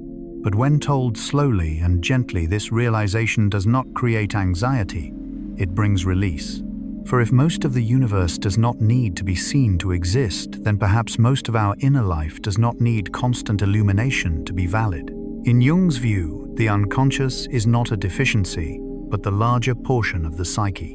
Consciousness is a small illuminated field where we name, analyze, and control. But the unconscious holds potential, deep memory instinct, archetypal images, and self-healing processes. When listeners are guided to feel that most stars are invisible, the unconscious recognizes itself present without needing attention. Modern life carries a quiet fear that if one is not seen, recognized, or named, one does not exist. The universe tells another story. Hundreds of billions of stars continue burning, radiating heat, shaping galaxies unseen by any human eye. They do not require validation to matter. And before sleep, this message soothes deeply: you do not need to be seen to be real. Rogue planets, worlds without a host star drifting through dark space, are both strange and evocative. They orbit nothing. They belong to no stable system. They exist in cold-seeming isolation. Yet their existence proves something essential. Not everything requires a clear center to exist. In Jungian psychology, the ego often acts as the center of consciousness. But Jung warned that when the ego tries to become the center of the entire psyche, imbalance arises. Some inner parts do not orbit the ego, do not serve clear identity or goals. Like rogue planets, they drift. Yet these parts often contain creativity, intuition, and profound transformation. Before sleep, encountering rogue planets grants the unconscious a vital permission for the parts of oneself that do not belong to exist. Not every feeling needs a reason. Not every phase needs a goal. Sometimes drifting is enough, and sleep is one such moment. Dust and gas obscuring light, a seemingly technical detail, holds deep symbolic power. In the night sky, dark regions are not empty but dense with matter. Cosmic dust clouds block starlight, making us think nothing is there. Yet these are often sites of star formation, slow and profound change. Inner life has similar dust, clouds, unnamed emotions, memories not ready to be faced, wounds shielded by forgetting. Consciousness may label these areas as empty or negative. From a Jungian perspective, they are zones of transformation where something new is forming. For the pre-sleep mind, this image offers gentle reassurance. Not seeing does not mean nothing exists. Darkness is not absence, it may be protection. We do not need to force clarity tonight. Some things can remain dim. The universe is more crowded than we think. Letting this sentence settle dissolves deep loneliness. Space is not empty, darkness is not empty, and the human mind, however silent, is never truly void. In Jungian thought, emptiness often signals unseen presence. When listeners hear that the universe is crowded, the unconscious understands inner gaps do not need filling. They are already full, just not in ways consciousness perceives. Part 7 reassures those who lie awake, fearing they don't know what's happening inside. It does not explain or illuminate. It simply says, not seeing is not a problem. Not understanding is not failure. Beneath consciousness, intelligence operates just as the universe operates beyond the visible sky. Crucially, this part does not fight darkness. It does not try to banish or transcend it. It accepts darkness as part of the greater structure. This aligns with Jung's view of the shadow, not as enemy, but as something to be acknowledged. Once acknowledged, it no longer disrupts. In the half-waking state before sleep, consciousness loosens its grip. Part 7 supports this by presenting a world where most important things are invisible. Accepting this symbolically allows the mind to let go. Dim stars, rogue planets, clouds of dust all exist without observation. They do not wait to be seen, and the unconscious works the same way. Sleep is not the mind turning off, it is a transfer of control from consciousness to the unconscious. At its deepest level, Part 7 conveys a quiet, enduring message: you do not need to fully understand yourself to rest. You do not need to illuminate every dark corner. There is another way existing like the universe, rich, dense, and mostly unseen. As listeners drift toward sleep, these images dissolve into sensation. And within that sensation is ancient reassurance. Even unseen, unnamed, and not fully understood, everything continues as it should. Darkness is not empty. Silence is not meaningless. And sleep arrives not as something to achieve, but as the natural result of allowing what cannot be seen to exist. There is a paradox. In being human, we fear what we cannot see, yet we live mostly within the unseen. Part 7 does not aim to clarify the universe, but to reconcile the mind with obscurity where sleep naturally settles. By day, consciousness acts like a spotlight. At night, it grows tired. Without safety, this can create anxiety. Part 7 provides that safety by whispering most of the universe is invisible, and this is not dangerous. Hundreds of billions of unseen stars, spoken slowly, do not overwhelm. They liberate. They dissolve the illusion that what we see is all there is. And with that illusion dissolves the burden of constant self-awareness. For Jung, the unconscious thrives in half-light. When listeners are reminded that most stars are unseen, the unconscious feels deeply acknowledged. You do not need to emerge into light to exist. Modern culture equates visibility with value. The universe does not. Dim stars and silent bodies still shape galaxies. Their presence need not be loud. Rogue planets drifting without a sun may seem unsettling until felt deeply. They exist, move, and follow laws beyond comprehension. Inner life has similar phases. Feeling lost does not mean meaningless. Jung believed disorientation often precedes deep reorganization. Between old and new lies darkness, not to illuminate immediately but to hold. Sleep is the natural holding space. Dust clouds obscuring light are among astronomy's most healing images. Darkness can mean abundance. Inner confusion often means emotional density, not lack. Before sleep, this permission is priceless. You need not be clear tonight. The universe is more crowded than we think. Darkness is full. So is the mind. When analysis fades and imagery blends with sensation, the mind shifts from thinking to dreaming. Part 7 prepares deep sleep by making uncertainty safe. At its deepest, it whispers darkness is not the enemy of light, but its womb. You do not need to bring daylight clarity into sleep. Sleep arrives not because everything is resolved, but because unresolved things are allowed to rest in darkness, just as the universe functions unseen. And in the quiet night when images fade, the listener does not fall into emptiness, but into gentle fullness, where many things exist without demand. There, sleep finds its place. Part 8. Meteors, meteor, showers, and cosmic dust. From the perspective of a storyteller for sleep. Part 8. Meteors, meteor showers, and cosmic dust carries a very special quality: luminous fragility. If the previous part spoke of the vast, enduring, and silent nature of the universe, this part brings the listener to fleeting moments, brief flashes that ignite and then vanish. And it is precisely this brevity that, when seen through a Jungian lens, touches a very deep layer of the human psyche where emotions, memories, and meaning often flare up for an instant before sinking into the unconscious. Scientifically, meteors are merely tiny particles, often no larger than grains of sand, entering Earth's atmosphere at high speed and burning up. Yet in human experience, meteors are rarely perceived as dust. They are felt as omens, wishes, sacred moments. This contrast between their small physical nature and the intensity of emotional experience is the central key of Part 8. It reflects a profound psychological truth. The smallest things sometimes carry the greatest energy. From the perspective of Carl Gustav Jung, the unconscious does not operate through large, explicit structures, but through condensed, highly symbolic images. A brief moment, if it reaches the right depth, can leave a longer-lasting imprint than an extended sequence of events.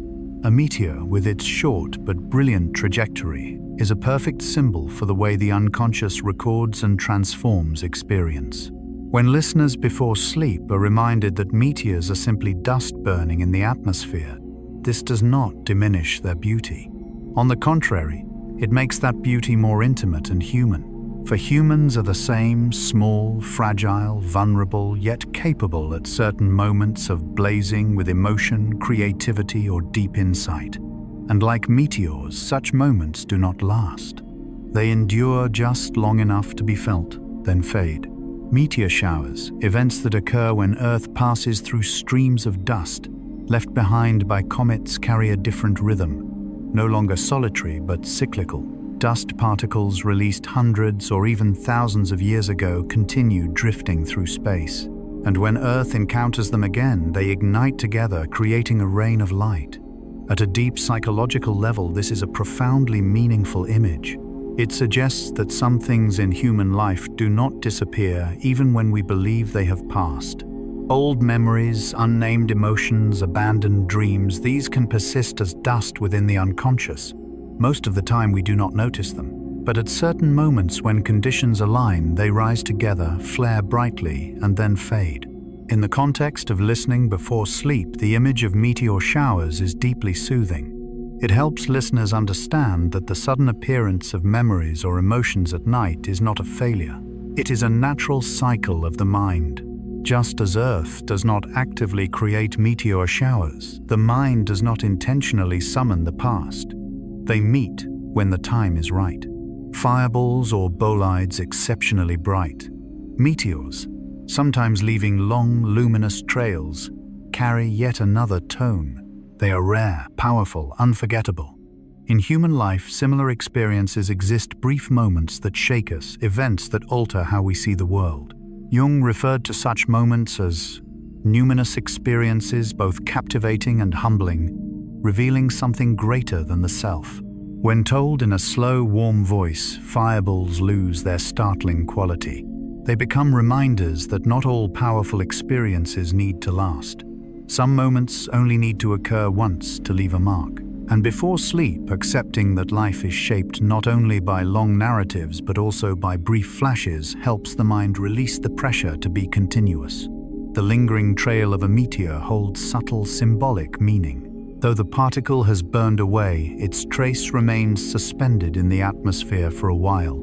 This mirrors emotional experience. Feelings may arise quickly, but their after effects linger.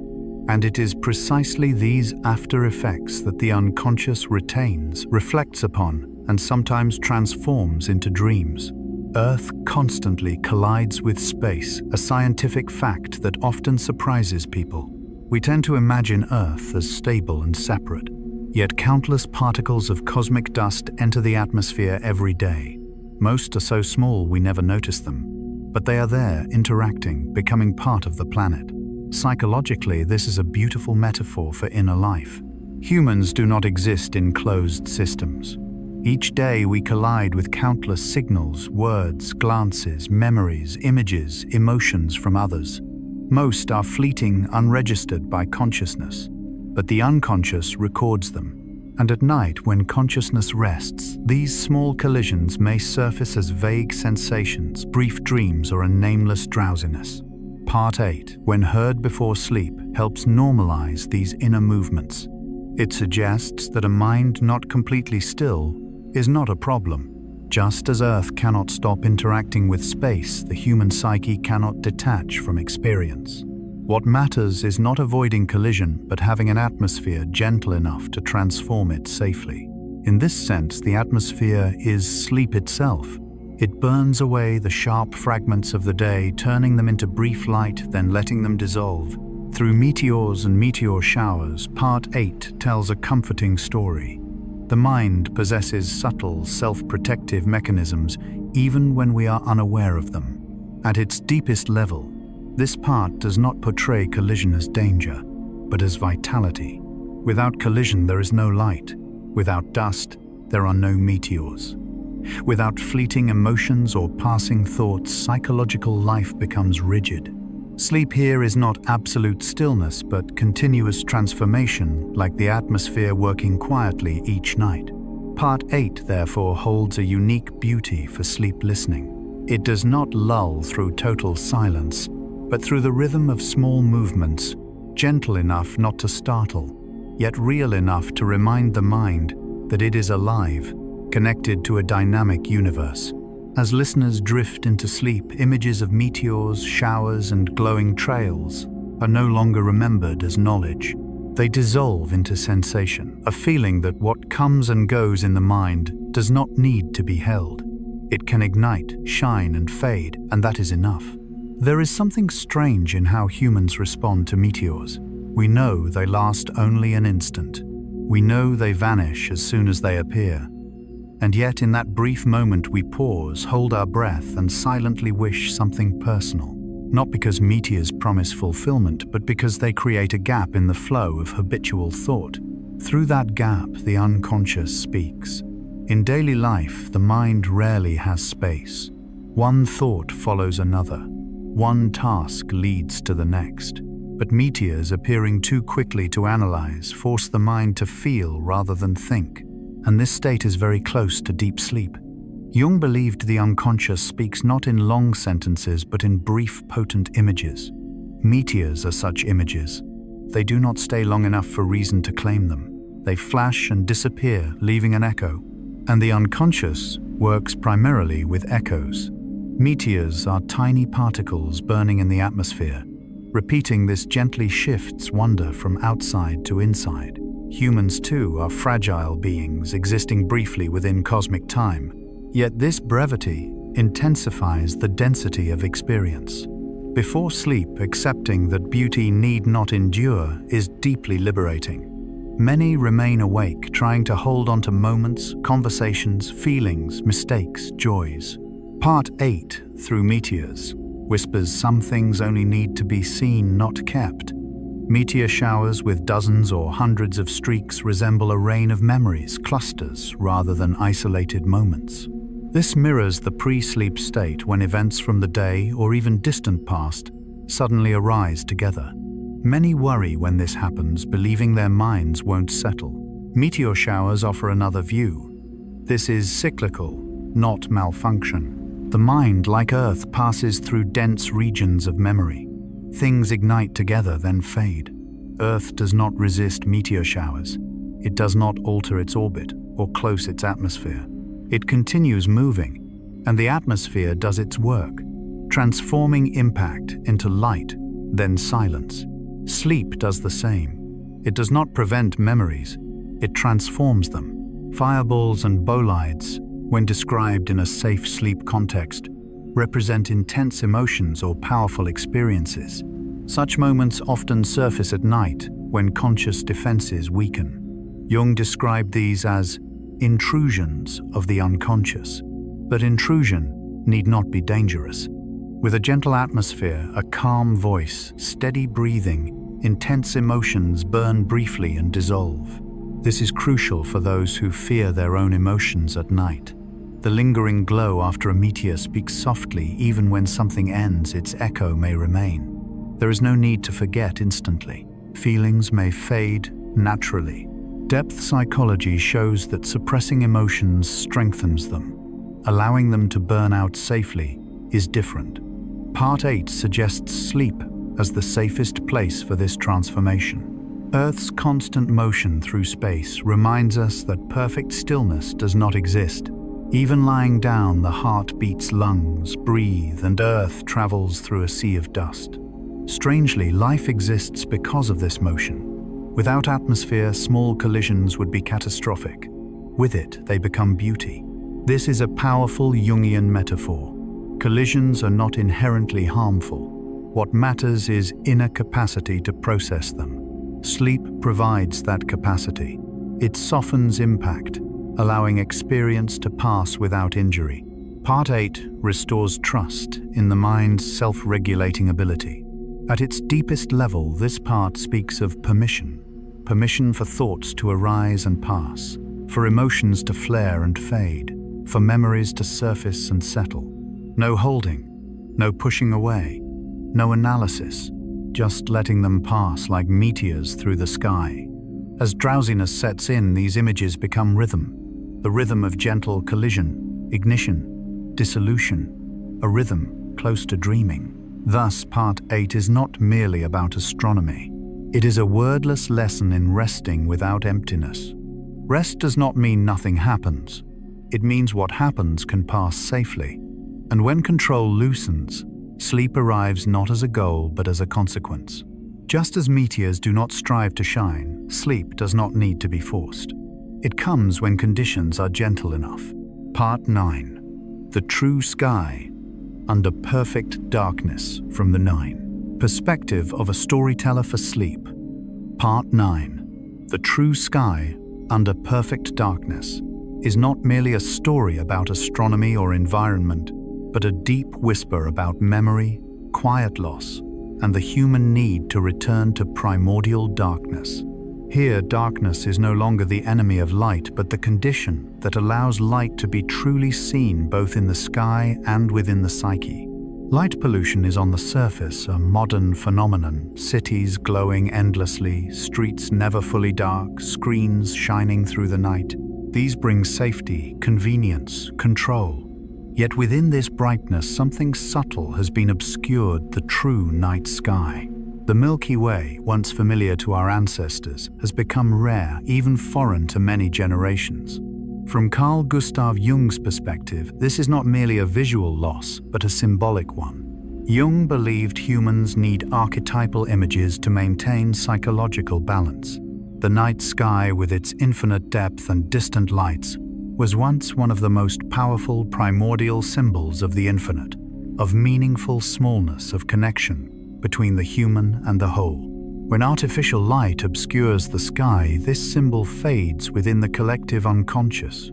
Light pollution hides the Milky Way, a simple statement that, when allowed to settle, carries gentle sadness. Not dramatic sorrow, but the sadness of something once familiar, now absent. Humans still live beneath the sky, yet no longer see it. Still exist in the universe, yet feel less of its depth. Psychologically, this mirrors living amid constant stimulation while lacking inner space. Dark sky sanctuaries, protected areas preserving natural night skies, are thus more than scientific or tourist projects. They resemble refuges for collective memory. When people enter true darkness and see an unbroken sky, many describe not just awe but emotion, difficult to name. Jung suggested that when an archetypal symbol is lost from daily life, it returns through intense emotion upon re-encounter. Seeing the Milky Way in a dark sky sanctuary awakens not merely beauty, but recognition. An ancient human memory stirred. Generations losing connection with stars is not an accusation but a quiet observation. Children growing up beneath always lit skies may never feel what it is to stand before immeasurable space. Knowledge of the cosmos cannot fully replace that experience. Jung believed direct encounters with vast symbols shape the sense of self, the deeper psychological center. Without them, humans risk becoming trapped within narrow ego concerns. Part 9. When Heard Before Sleep seeks to restore some of that lost space through imagery and tone. Perfect darkness here is not absence, but balance. Darkness deep enough for eyes to adjust, for stars to appear. The psyche needs such darkness spaces free of information, noise, and constant reaction. Sleep is that darkness if allowed to be deep enough. To protect the sky is to protect human memory. This speaks not of historical data, but emotional symbolic memory. For millennia, humans slept under darker skies, dreaming, fearing, hoping, telling stories. Those dreams remain alive within the collective unconscious. Listening before sleep, this idea evokes gentle responsibility not to act immediately, but to remember. To remember the sky as part of spiritual life. Preserving darkness preserves the capacity to dream, contemplate, and feel small without despair. Part 9, therefore, carries a rhythm ideal for sleep. It evokes slow nostalgia, a longing for nights dark enough for stars. In that longing, the mind softens. No answers needed. Darkness works on its own. At its deepest, this part whispers you do not need constant light to be safe. There is another safety, the safety of accepted darkness. When not forced to see everything, the mind can rest. Sleep then arrives not as escape, but as return. As the voice fades and images of unlit skies arise, listeners are not abandoned in darkness. They are held by a darkness with structure, depth, history, a darkness where generations have slept and dreamed. And perhaps in that moment, when the inner sky grows darker, deeper, truer, sleep comes naturally. No invitation required, no force. Just darkness deep enough for stars to appear and silence enough for the mind to remember its place beneath the sky. Part 10. Constellations that are not fixed, from the perspective of a storyteller for sleep. Part 10. Constellations that are not fixed carries a beauty that is very quiet and very deep. The beauty of change so slow that it is often mistaken for eternity. This is the part where the sky, long imagined as the most unchanging element in human memory, is revealed as a living entity, moving, drifting, and silently reshaping itself. And this realization, when told in a slow rhythm, has a strangely powerful lullaby-like effect. When we look up at the night sky, familiar constellations seem to rest there as they always have. Orion still draws his bow. The Big Dipper still forms its recognizable ladle. These shapes offer a sense of stability, as if an unchanging order is watching over the chaotic world below. But astronomy whispers a very gentle truth: no star is truly still. Each star has its own motion, its own speed, its own direction, simply too slow for the human eye to perceive within a short lifetime. From the perspective of Carl Gustav Jung, the human psyche operates in much the same way. There are parts of us that seem as though they have always been this way, yet in reality they are changing little by little at very deep and very slow levels. Consciousness does not notice, and so it assumes stillness. But the unconscious knows nothing is completely fixed. The fact that stars move independently dismantles an ancient human illusion, the illusion of absolute stability. And yet, when this truth is placed within a cosmic timescale, tens or hundreds of thousands of years, it does not provoke fear. On the contrary, it brings a soft reassurance. For if everything changes this slowly, there is no reason to rush, no reason to force oneself to be finished overnight. Constellations, as we see them, are in fact perspective illusions. The stars that form a single constellation may be separated by hundreds or thousands of light years. They are not close. They do not belong together. They merely happen to align from Earth's point of view, and the human mind has connected them into shapes, stories, memories.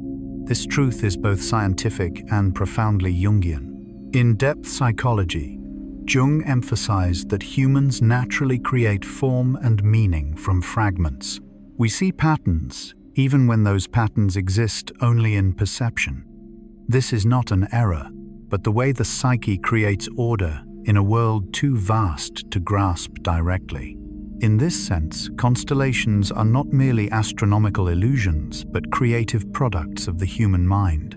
When listeners before sleep are reminded that constellations are only perspective illusions, something subtle happens.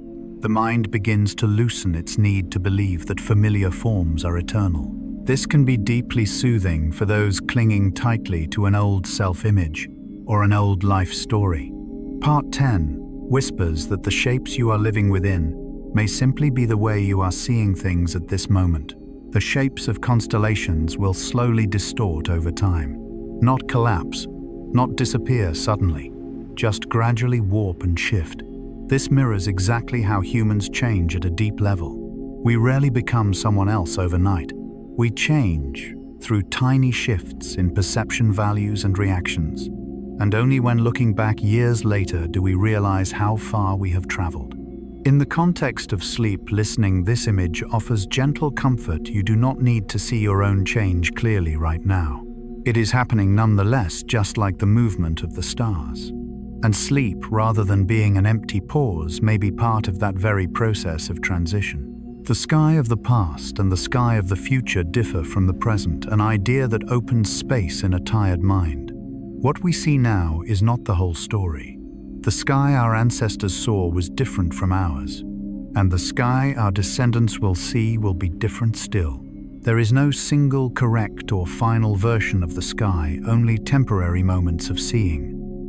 Jung suggested that psychological suffering often arises when the ego believes its current perspective is the only one. Part 10, through the language of astronomy, gently loosens that belief. It does not say the present is wrong. It only says that the present is one viewpoint within a very long flow. And when the mind accepts this, it no longer needs to tense itself to preserve everything as it is. For sleep content, this is essential. Many people cannot sleep because they try to keep their inner sky unchanged, keeping emotions stable, thoughts orderly, self-images consistent. But the universe does not do this. It allows everything to drift slowly and naturally. When the mind is reminded that slow drifting is safe, it begins to let go. Part 10 does not strip the sky of its sacredness. Instead, it makes the sky more alive. A sky that moves, ages, and changes shape is like a vast living being. And when listeners relate to such a living entity, they no longer feel trapped in a rigid world. They are part of a story still unfolding. At its deepest level, this part speaks of permission to change without fear, permission for familiar inner forms to warp slightly, permission for old stories to lose sharpness. Not to destroy them, but to make space for new forms, still unclear, still unnamed, but on their way. As the voice slows and the images of drifting constellations soften in the mind, listeners are not pushed into the future.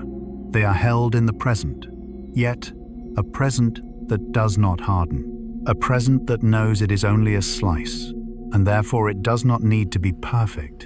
In this context, sleep is no longer a pause in life, but part of a larger movement. As we sleep, Earth keeps turning. Stars keep drifting. Constellations quietly reshape themselves.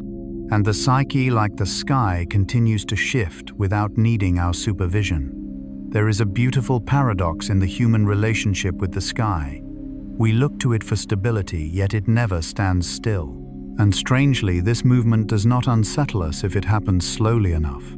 Constellations do not change shape in a night or even a lifetime, but over spans so vast only imagination can reach them. This slowness makes change gentle, acceptable. Psychologically, this carries deep meaning. Humans fear change because it suggests loss and uncertainty. But Part 10 tells a different story. Not all change destroys. Some change happens quietly, gradually noticeable only in hindsight. Stars move independently.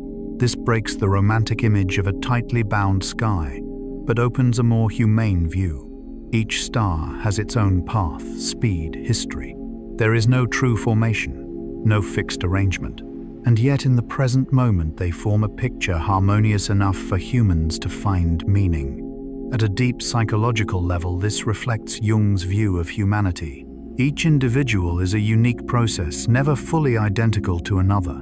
Yet within a shared culture era or community, patterns emerge not because people are the same, but because they are seen from a shared angle. Constellations in this sense are stories about how humans connect what is not truly connected.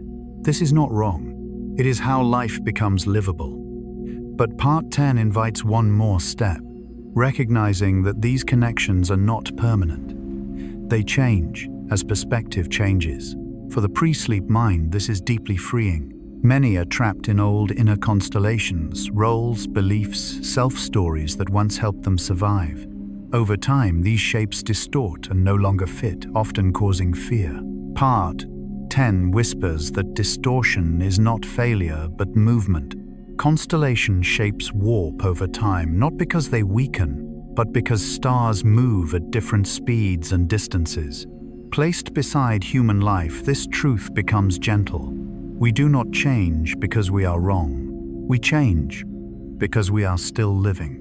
And if an old self-image no longer holds its shape, it may be because we have moved beyond where it once served us. Within the lullaby rhythm, hearing that the future sky will differ from the present softens the ego. What we see inside and out is only temporary, and because it is temporary, it need not be perfect or preserved. The past sky differed from the present. Our ancestors saw constellations with slightly different shapes and positions. This did not make their sky less true. It was simply different. The same will be true for future generations. They will look up at a sky we would barely recognize and still find meaning in their own way. In Jungian psychology, this is a lesson about the impermanence of symbols. Symbols are not meant to be preserved unchanged, but to serve a phase of consciousness. When consciousness evolves, symbols must evolve too. Part 10, when heard before sleep, helps the mind accept that letting go of old forms does not mean losing meaning. There is deep comfort in knowing that even the sky, seemingly eternal, does not keep the same shape. This eases the pressure to remain consistent in all circumstances. Humans are allowed to be contradictory, allowed to change, allowed not to recognize who they were years ago. In drowsiness, consciousness no longer has the energy to defend old ego images. Part 10 uses this moment to whisper, you do not need to hold on to anything. If a form is fading, let it fade. If an inner constellation is dissolving, let it dissolve slowly, naturally. Here, sleep is not an ending, but a transition. Just as the sky shifts from one form to another over tens of thousands of years, the psyche shifts from one state to another, night after night. Each sleep is a small step in a much longer process. Part 10, therefore, does not lull with certainty, but with trust in slow movement. Trust that direction need not be clear right now. Trust that new forms need not be named yet. Trust that even when old constellations dissolve, the sky does not collapse.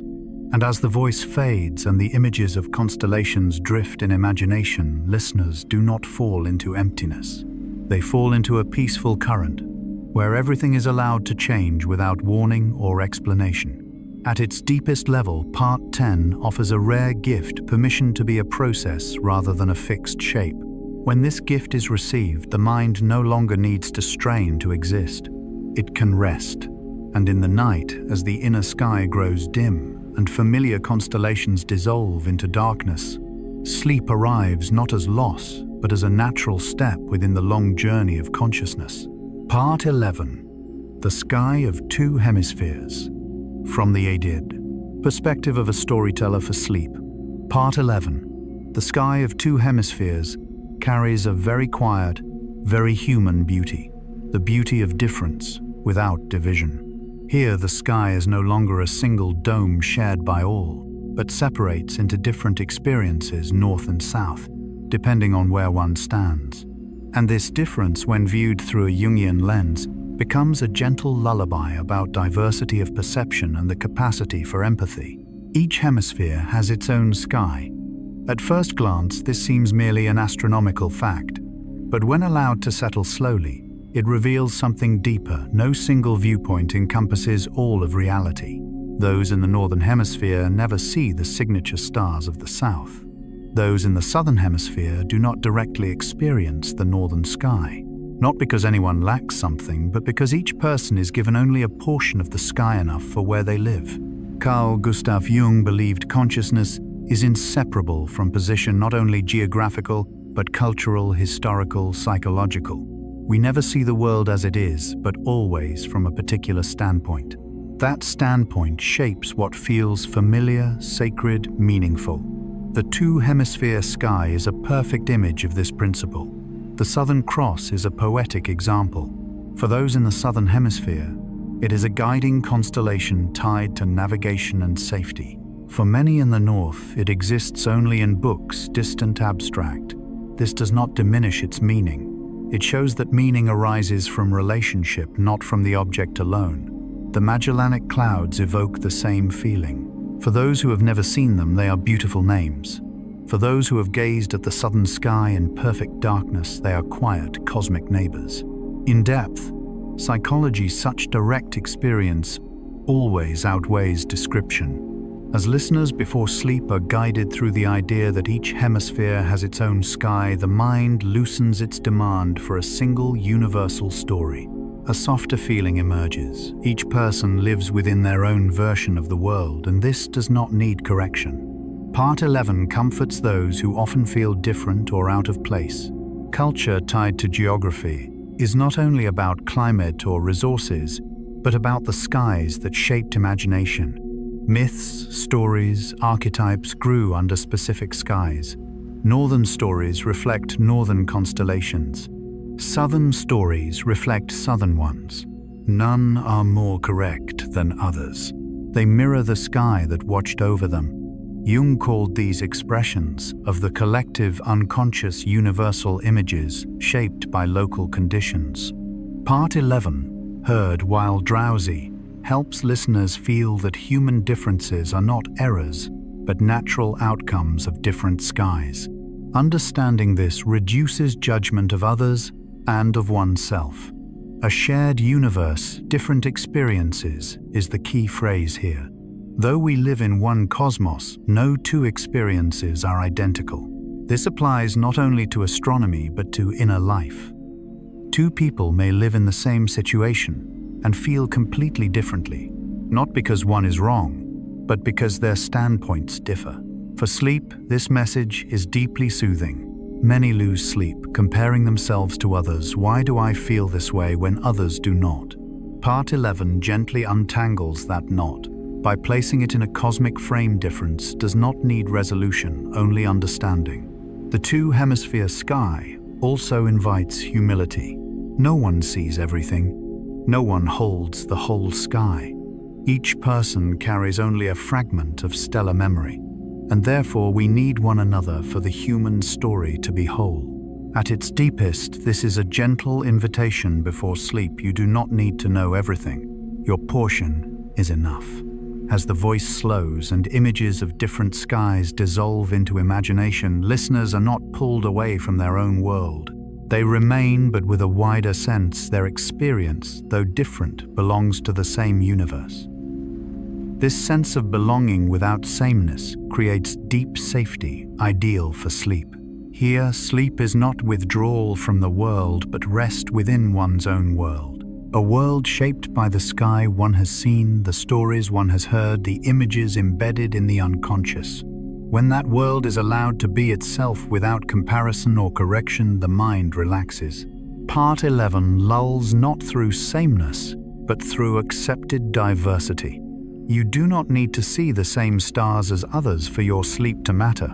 Only the inner sky, whatever hemisphere it belongs to, needs to be calm enough to close your eyes. Rarely spoken aloud, humans often feel anxious, not because the world is diverse, but because they believe there is only one correct way to see it. Part 11, through the image of two skies, quietly dissolves that belief. It does not argue. It simply presents a gentle truth: one universe, many skies. Those born in the north carry memories of polar stars and seasonal skies. Those in the south grow under a sky where the Southern Cross replaces the North Star. Neither lacks. Neither is complete alone. Each holds a portion of the whole. Inner life mirrors this. Each person grows within a unique psychological sky, family, culture, memory. Conflicts arise when we forget this, when we forget others see different skies. Part 11, heard before sleep, does not resolve conflict. It softens it. It reminds us difference is not error but position. And when we stop demanding sameness, the mind rests. The Southern Cross shows every place has its own orientation. No single standard is required to find direction. Only signs that fit the sky you live under. Psychologically, this comforts those who feel they are not following the right path. The Magellanic Clouds, too universal to none, meaningful to some, leave deep impressions on those who have seen them. They remind us the universe holds things close by if we stand in the right place. At night, questions of where am I going arise. Part 11 does not answer. It whispers perhaps you are standing under a different sky, and your signs are different too. Culture shaped by sky shows there is no single symbolic system for all, only systems sufficient to support people where they are. When listeners feel this deeply pressure to live correctly fades, permission arises to feel as one does, and permission is what sleep needs most. A shared universe, different experiences, is also a gentle statement about human loneliness, but a non-tragic one. We cannot see each other's skies fully. That does not mean separation, only different positions within the same vast space. As drowsiness blurs boundaries between conscious and unconscious, the two-hemisphere sky becomes a symbol of reconciliation between different parts of the self.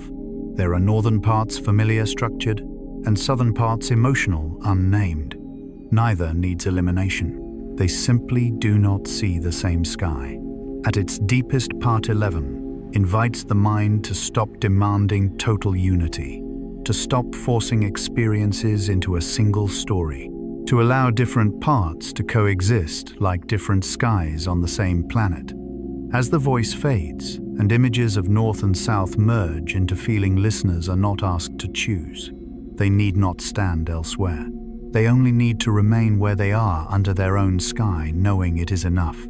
Here, sleep is not escape from the world, but dwelling peacefully within one's own experience, without comparison, justification, or correction. And when the mind stops trying to see through others' eyes, stops carrying a sky that is not its own, it softens. In that softness, sleep arrives quietly, unhurried, just as night comes to each hemisphere in its own way. Part 12. The Andromeda Galaxy, Seeing Another Universe. From the perspective of a storyteller for sleep, Part 12, The Andromeda Galaxy, Seeing Another Universe, carries a very particular tone, the tone of distance that is close enough to quiet the human mind. This is the part where our gaze moves beyond the Milky Way, our cosmic home, and reaches another galaxy not through imagination alone, but through light that has traveled millions of years to reach the human eye. Told slowly as a lullaby, it opens a deep contemplation of time, meaning, and humanity's fragile place within the whole. Andromeda is one of the very few galaxies visible to the naked eye in a sufficiently dark sky. At first, this seems merely an interesting scientific fact. But when the mind lingers there, something else emerges. We are seeing another universe with our own eyes, no telescope required, only darkness, quiet, and a moment of attention. In Jungian depth psychology, moments of perceiving beyond the familiar are essential. Jung believed consciousness needs threshold experiences to avoid shrinking into the narrow world of the ego. Andromeda here becomes more than a galaxy. It becomes a symbolic doorway opening awareness to a reality far larger than daily life. Light from Andromeda takes about 2 million years to reach Earth. 2 million years, a number difficult to fully grasp. When that light began its journey, modern humans did not yet exist. No language, no cities, no recorded history. And yet the light kept traveling patiently, indifferent to whether anyone awaited it. Before sleep, when rational boundaries soften, 2 million years ceases to be data and becomes a felt stretch of time vast enough to dissolve small, urgent anxieties. Daily problems, real as they are, grow lighter beside that silent journey. Human history compared to Andromeda's light is a brief breath. This does not diminish humanity. It liberates it. Much suffering arises from believing everything is absolutely decisive. Part 12 whispers even history itself is only a thin slice of a larger flow. Jung wrote that peace comes when the ego no longer carries the burden of representing all meaning. Andromeda helps the ego release that weight. Realizing we see light that left before humanity existed reminds us the universe does not depend on us to continue. Paradoxically, this makes breathing easier. For sleep, this is crucial. The listener is not asked to understand Andromeda or analyze it. They are simply invited to remain with an image, distant enough to demand nothing, no reaction, no decision. When the mind no longer has to respond, sleep finds space to arrive. The future collision between Andromeda and the Milky Way is both scientific and symbolic. Two galaxies, each containing hundreds of billions of stars, are slowly approaching. This event will not occur in a human lifetime, nor in recorded history. It belongs to a future so distant, it does not require concern. And because it requires no concern, the image is soothing. It shows that vast changes unfold without our intervention. The universe does not seek human permission. It moves slowly, steadily, without drama. In Jungian psychology, this mirrors the concept of the self, the larger psychic whole beyond the ego. The ego plans and worries. The self does not hurry. Part 12, through the image of galaxies drifting together over billions of years, invites trust in processes that do not need management. As listeners imagine Andromeda's slow approach free of catastrophe or urgency, they may also begin to view personal change differently. Not all shifts require immediate reaction. Not every sign signals crisis. Some movements simply need time. Thus, Part 12 is not about cold distance, but about a strange intimacy with infinity. Andromeda is far enough not to threaten, yet close enough to be seen. This balance makes it a perfect lullaby for a weary mind. As the voice softens and the image of 2-million-year-old light dissolves into feeling the boundary between outer galaxy and inner thought fades, both drift. Neither needs to be grasped. In this drifting, the mind gradually releases control. Sleep becomes not disconnection, but merging into a larger current. A current in which light travels millions of years without exhaustion. Humanity becomes a brief moment within it, but not meaningless. There is a special moment when one truly stays with Andromeda long enough, not as a blur in the sky, but as light that began traveling long before one's existence. In that moment, psychological time stretches. Clock time dissolves into deep time rarely touched in daily life. Andromeda's light carries no message for humanity. It was not sent to be seen. It exists because stars burn. This absence of intention is deeply comforting. Not everything needs immediate meaning. Some things exist simply because they exist. When the mind encounters such pure existence, it can release the pressure to understand or achieve. In Jungian thought, the unconscious works in long cycles far beyond a single lifetime. Andromeda's light is a perfect image of this quiet, persistent, unconcerned with the ego's attention. As the idea of 2 million light-years drifts through the mind, urgent tensions lose weight.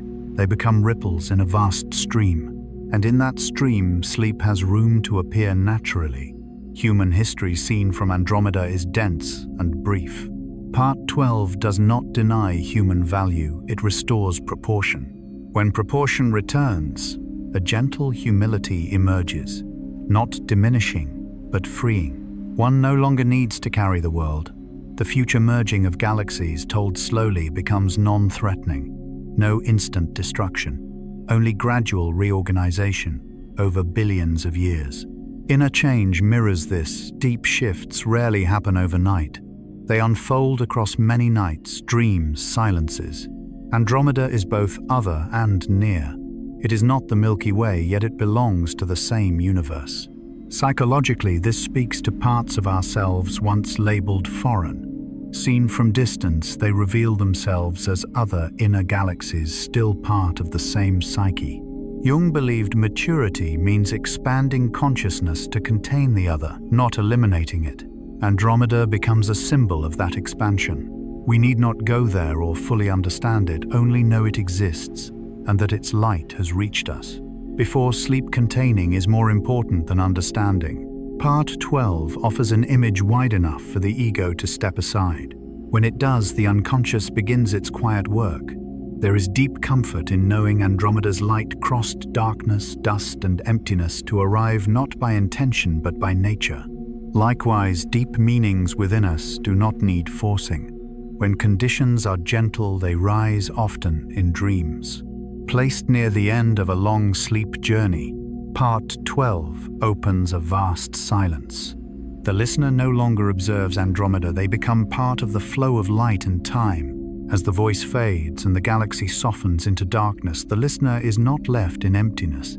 They are held in the knowledge that everything inside and out continues its journey, even as they sleep. Sleep in this moment is no longer a goal. It is gentle, merging into a current that has flowed for millions of years. And within that current, humans may rest, not because everything is finished, but because they have allowed themselves to be small in the right way. Part 13. The Life and Death of Stars. From the perspective of a storyteller for sleep, Part 13. The Life and Death of Stars carries a beauty that is very deep and very subdued. The beauty of a cycle of birth and death that is not tragic, but nourishing. This is the part where the universe is no longer seen as a cold, distant space, but as a vast living body where life and death do not oppose one another, but support each other within a slow, enduring rhythm. And when this story is told before sleep, it touches a very deep layer of the human mind where fear of endings gradually dissolves into acceptance. From afar, each star appears as nothing more than a point of light. But when we learn to look more closely, we discover that the color of a star is the language of time itself. Blue stars, white stars, yellow stars, red stars, these are not decoration but signals of temperature, age, and stage of existence. A young star burns fiercely, intensely hot, consuming its energy quickly. An old star softens, grows redder, slower, like a long breath gradually settling. In Carl Gustav Jung's depth psychology, this is a powerful symbolic image. Jung believed that human psychological life also carries such colors. There are phases of blazing intensity, full of energy, ambition, movement. And there are phases of quieting, less heat but deeper, more mature. The question is not which phase is better, but whether each phase is allowed to be what it is. When listeners before sleep are reminded that stellar color reflects age rather than value, a great pressure begins to loosen the pressure, to always be young, always radiant, always on the rise. The universe does not operate by that logic. It allows stars to age. More than that, it needs them to, for it is in the later stages of stellar life that heavier elements are formed. Stars create the elements of life. This is a truth that is both scientific and poetic. The carbon in the human body, the oxygen we breathe, the iron in our blood, all were forged in the cores of stars long before Earth existed. When a star lives long enough and dies in a certain way, it releases these elements into space. From that release, life becomes possible. At a deep psychological level, this is a very gentle message. Nothing within us is without origin. What we carry, emotions, memories, tendencies, has been cooked through long processes, sometimes extending beyond individual lives. Jung called this the collective unconscious, where experiences of many generations accumulate, transform, and are passed on. When the mind hears that the death of stars creates the conditions for life, it begins to see death differently, not as an absolute end, but as transformation. This is especially important for sleep listening, because nighttime is when fears of loss, endings, and aging often surface most strongly. A supernova, the moment a star explodes, is a striking image. Violent, brilliant, brief. But from a cosmic distance, a supernova is not a disaster. It is a seeding mechanism. Elements forged in the stellar core are released, spread outward, merge with clouds of gas and dust, forming new stars, new planets, and eventually life. In inner life, there are similar supernovae, major upheavals, crises, collapses of old self-images. At first they are painful, bright, overwhelming, hard to face. But from a Jungian perspective, such crises often contain immense potential for renewal if the psyche has space to integrate them. Part 13. When heard before sleep, does not aim to reopen old wounds. It simply places them in a wider context, where crisis is not seen as error, but as part of growth. When crisis is placed where it belongs, it no longer threatens sleep. It becomes something the universe has long known how to hold. The death of a star is another beginning. This is the key sentence of this part. It does not deny grief. It does not romanticize loss. It only says that endings are not nothingness. In the universe, nothing disappears completely. There is only redistribution. Matter changes form. Energy shifts place. Meaning does the same. In depth psychology, sleep is often described as a small death, the death of daytime consciousness. And like the death of stars, sleep is not disappearance, but entry into another state where the unconscious continues working. When listeners accept this at a felt level, they no longer fear letting go into sleep. They trust that a deeper process is holding them. Part 13, therefore, carries an energy well suited to the end of the day. It does not stimulate or provoke curiosity. It softens the largest concepts: life, death, aging, endings. And when these concepts soften, the human mind, often tense around them, begins to relax. As the voice slows, as images of aging stars fading into mist arise, listeners are not drawn into sadness. They are held in the sense that every ending serves a larger process, even if it is not immediately visible. Sleep in this context is no longer a frightening fall into unconsciousness. It is a natural transition in the life cycle of the psyche. Just as stars age, explode, and leave material for new life, the mind needs nights of release in order to continue the next day. There is a deep human fear that often surfaces at night, the fear that everything will fade, that light will go out, that life is only a fragile moment between two voids. But the universe quietly tells another story, the story of stars where endings are never final stops. When we look at a star's life cycle, we see no tragedy. We see a process. From birth in cold gas clouds to radiant brilliance, to slowing, aging, and eventual dissolution or explosion. No phase is wrong. No phase is excluded. Each is necessary for the cycle to continue. In human life, we often resist the aging phases of emotion, dreams, identity. We fear no longer being as bright as before. But when we place our lives alongside stellar lives, a deep gentleness emerges. Aging is not decline, but preparation to give something back. As stars age, and their cores can no longer resist gravity, they compress heat and create heavier elements. It is in this stage that the essential ingredients for new life are formed.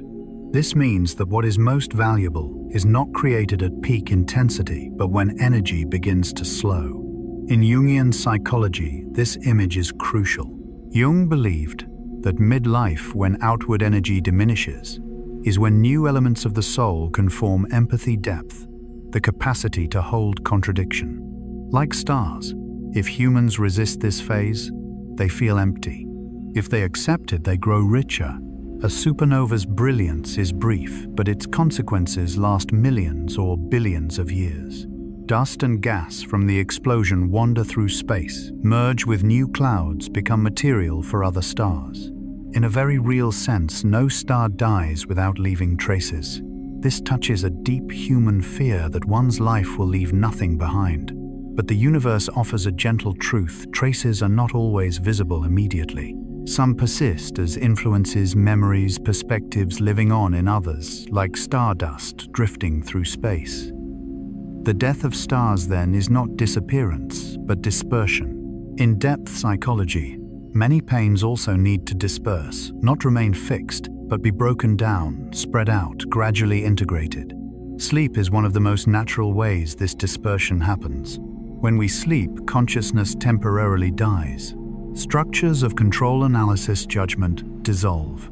In that darkness, the unconscious begins working just as stellar matter dissolves into space to prepare for new life. Part 13, heard before sleep, helps listeners not fear this temporary dissolution of consciousness, because it is placed within a larger story. This part neither avoids death nor makes it frightening. Stellar death is told as transition, not catastrophe. This is vital for those carrying deep fears of loss of loved ones, youth meaning. Jung wrote that suffering arises not from death itself, but from death having no place in consciousness. When excluded, death returns as anxiety, nightmares, insomnia. When placed within meaningful order, it becomes bearable. Part 13 does exactly this, placing death within the cycle of life. In the slow rhythm of narration, listeners sense that nothing in the universe is rushed. Stars live millions, billions of years. They do not fear endings. They do not cling. They simply complete their roles. And this feeling, when absorbed before sleep, brings deep reassurance you do not need to finish everything tonight. You may be in a red phase, slower, lower energy, more reflective, or a blue phase, intense, driven, expansive. No phase is wrong.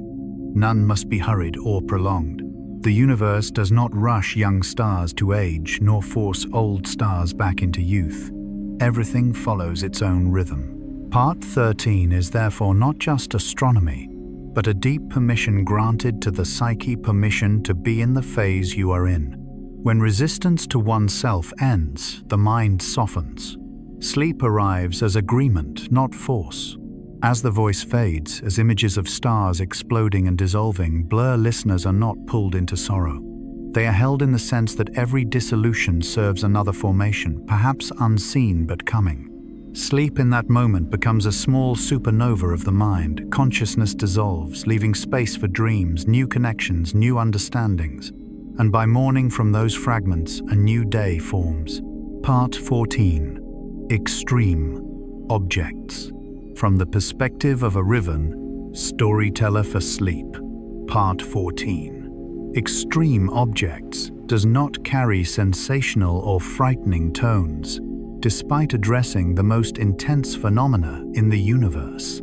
Told slowly and gently, this part becomes a deep lullaby about quiet strength order, hidden within apparent chaos and darkness, not meant to be feared, but understood and accepted.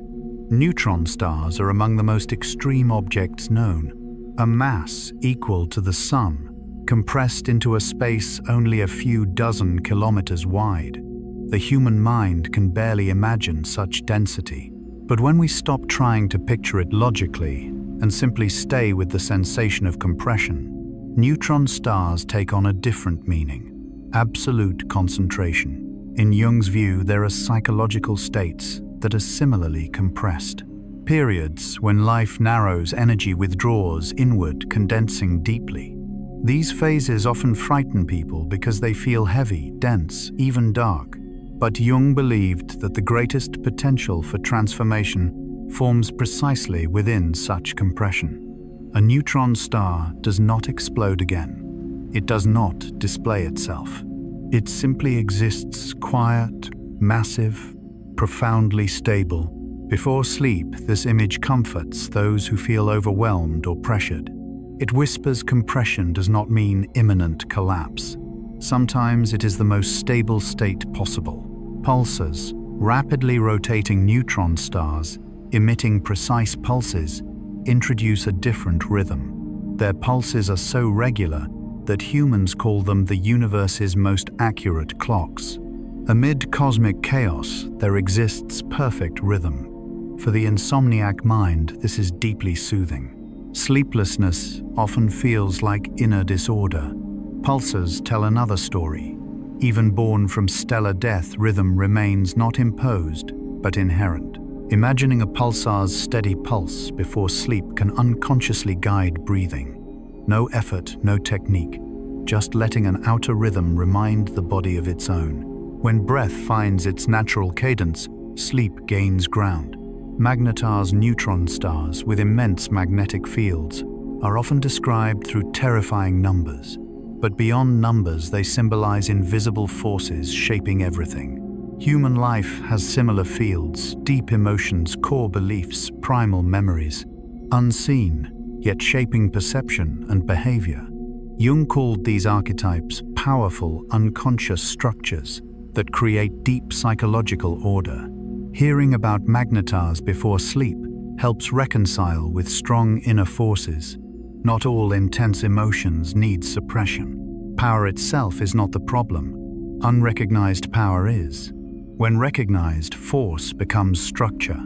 And then black holes, the most misunderstood objects of all. Commonly imagined as destroyers, they are now known to shape galaxies, sitting at their centers, guiding motion. Symbolically, black holes resemble Jung's shadow, the unacknowledged, avoided aspects of the psyche. Jung did not see the shadow as an enemy. Denied, it disrupts. Acknowledged, it deepens. Told gently, black holes are no longer frightening. They become silent centers. where things fall, not to vanish, but to transform. This matters for those afraid of falling into sleep, losing control, dissolving awareness. Part 14 softly says falling is not always loss. Sometimes it is being held by deeper order. Extreme cosmic objects are not anomalies. They are natural outcomes of fundamental laws. So are extreme psychological states. Deep anxiety, profound stillness, intense emotion are not always pathology. Sometimes they signal major inner processes unfolding. Part 14 offers a quiet yet powerful message. You need not fear what is deep, dark, or strong within you. Like neutron stars, pulsars, magnetars, and black holes, these forces exist for a reason and carry order beyond ego understanding. As the voice slows and images dissolve, listeners are not drawn into fear. They are held in deep reassurance. Even in the universe's most extreme places, there is law, rhythm, balance. Sleep becomes not uncontrolled darkness, but entry into a silent center, where forces balance rhythms, steady motion slows. Extreme objects are often misunderstood as dangerous errors, but the universe does not see them that way.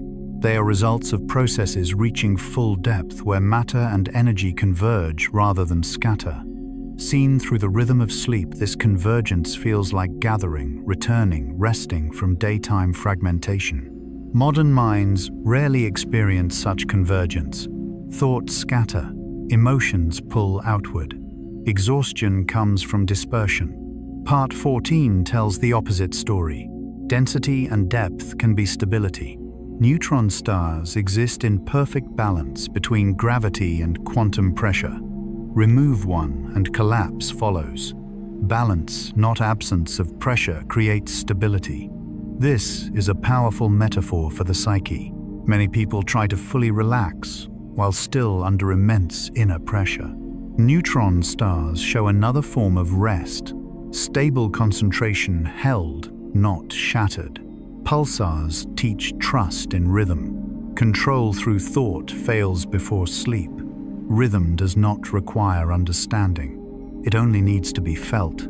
Magnetars remind us that strong inner forces are not problems to erase. When denied, they erupt. When acknowledged, they organize. Black holes take the story deepest.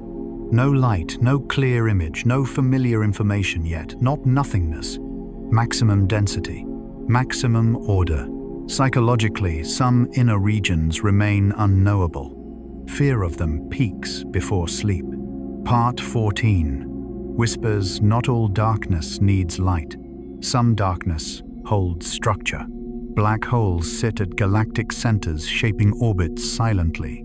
Likewise, parts of the psyche never reach consciousness, yet prevent fragmentation. Accepting that some inner areas remain dim is deeply freeing. You need not understand everything to rest. Dark corners are not against you, they are doing their work. At its deepest, Part 14 invites the mind to stop fearing its own depth. When depth is no longer feared, surface effort ends. And when effort stops, sleep arrives naturally. A paradox emerges: the universe's most extreme objects follow the most stable laws, and so does the deep psyche. Surface noise fades, depth is quiet. As images dissolve, listeners are not left with fear, but with trust that even the strongest, darkest, deepest forces hold order. Sleep becomes entry into a quiet center, where nothing needs illumination, explanation, or control, only to be held. Part 15. Galaxies, collisions, and large-scale structure. From the perspective of a storyteller for sleep. Part 15. Galaxies, collisions, and large-scale structure opens a very different space, no longer individual objects, but a panoramic view of the universe organizing itself.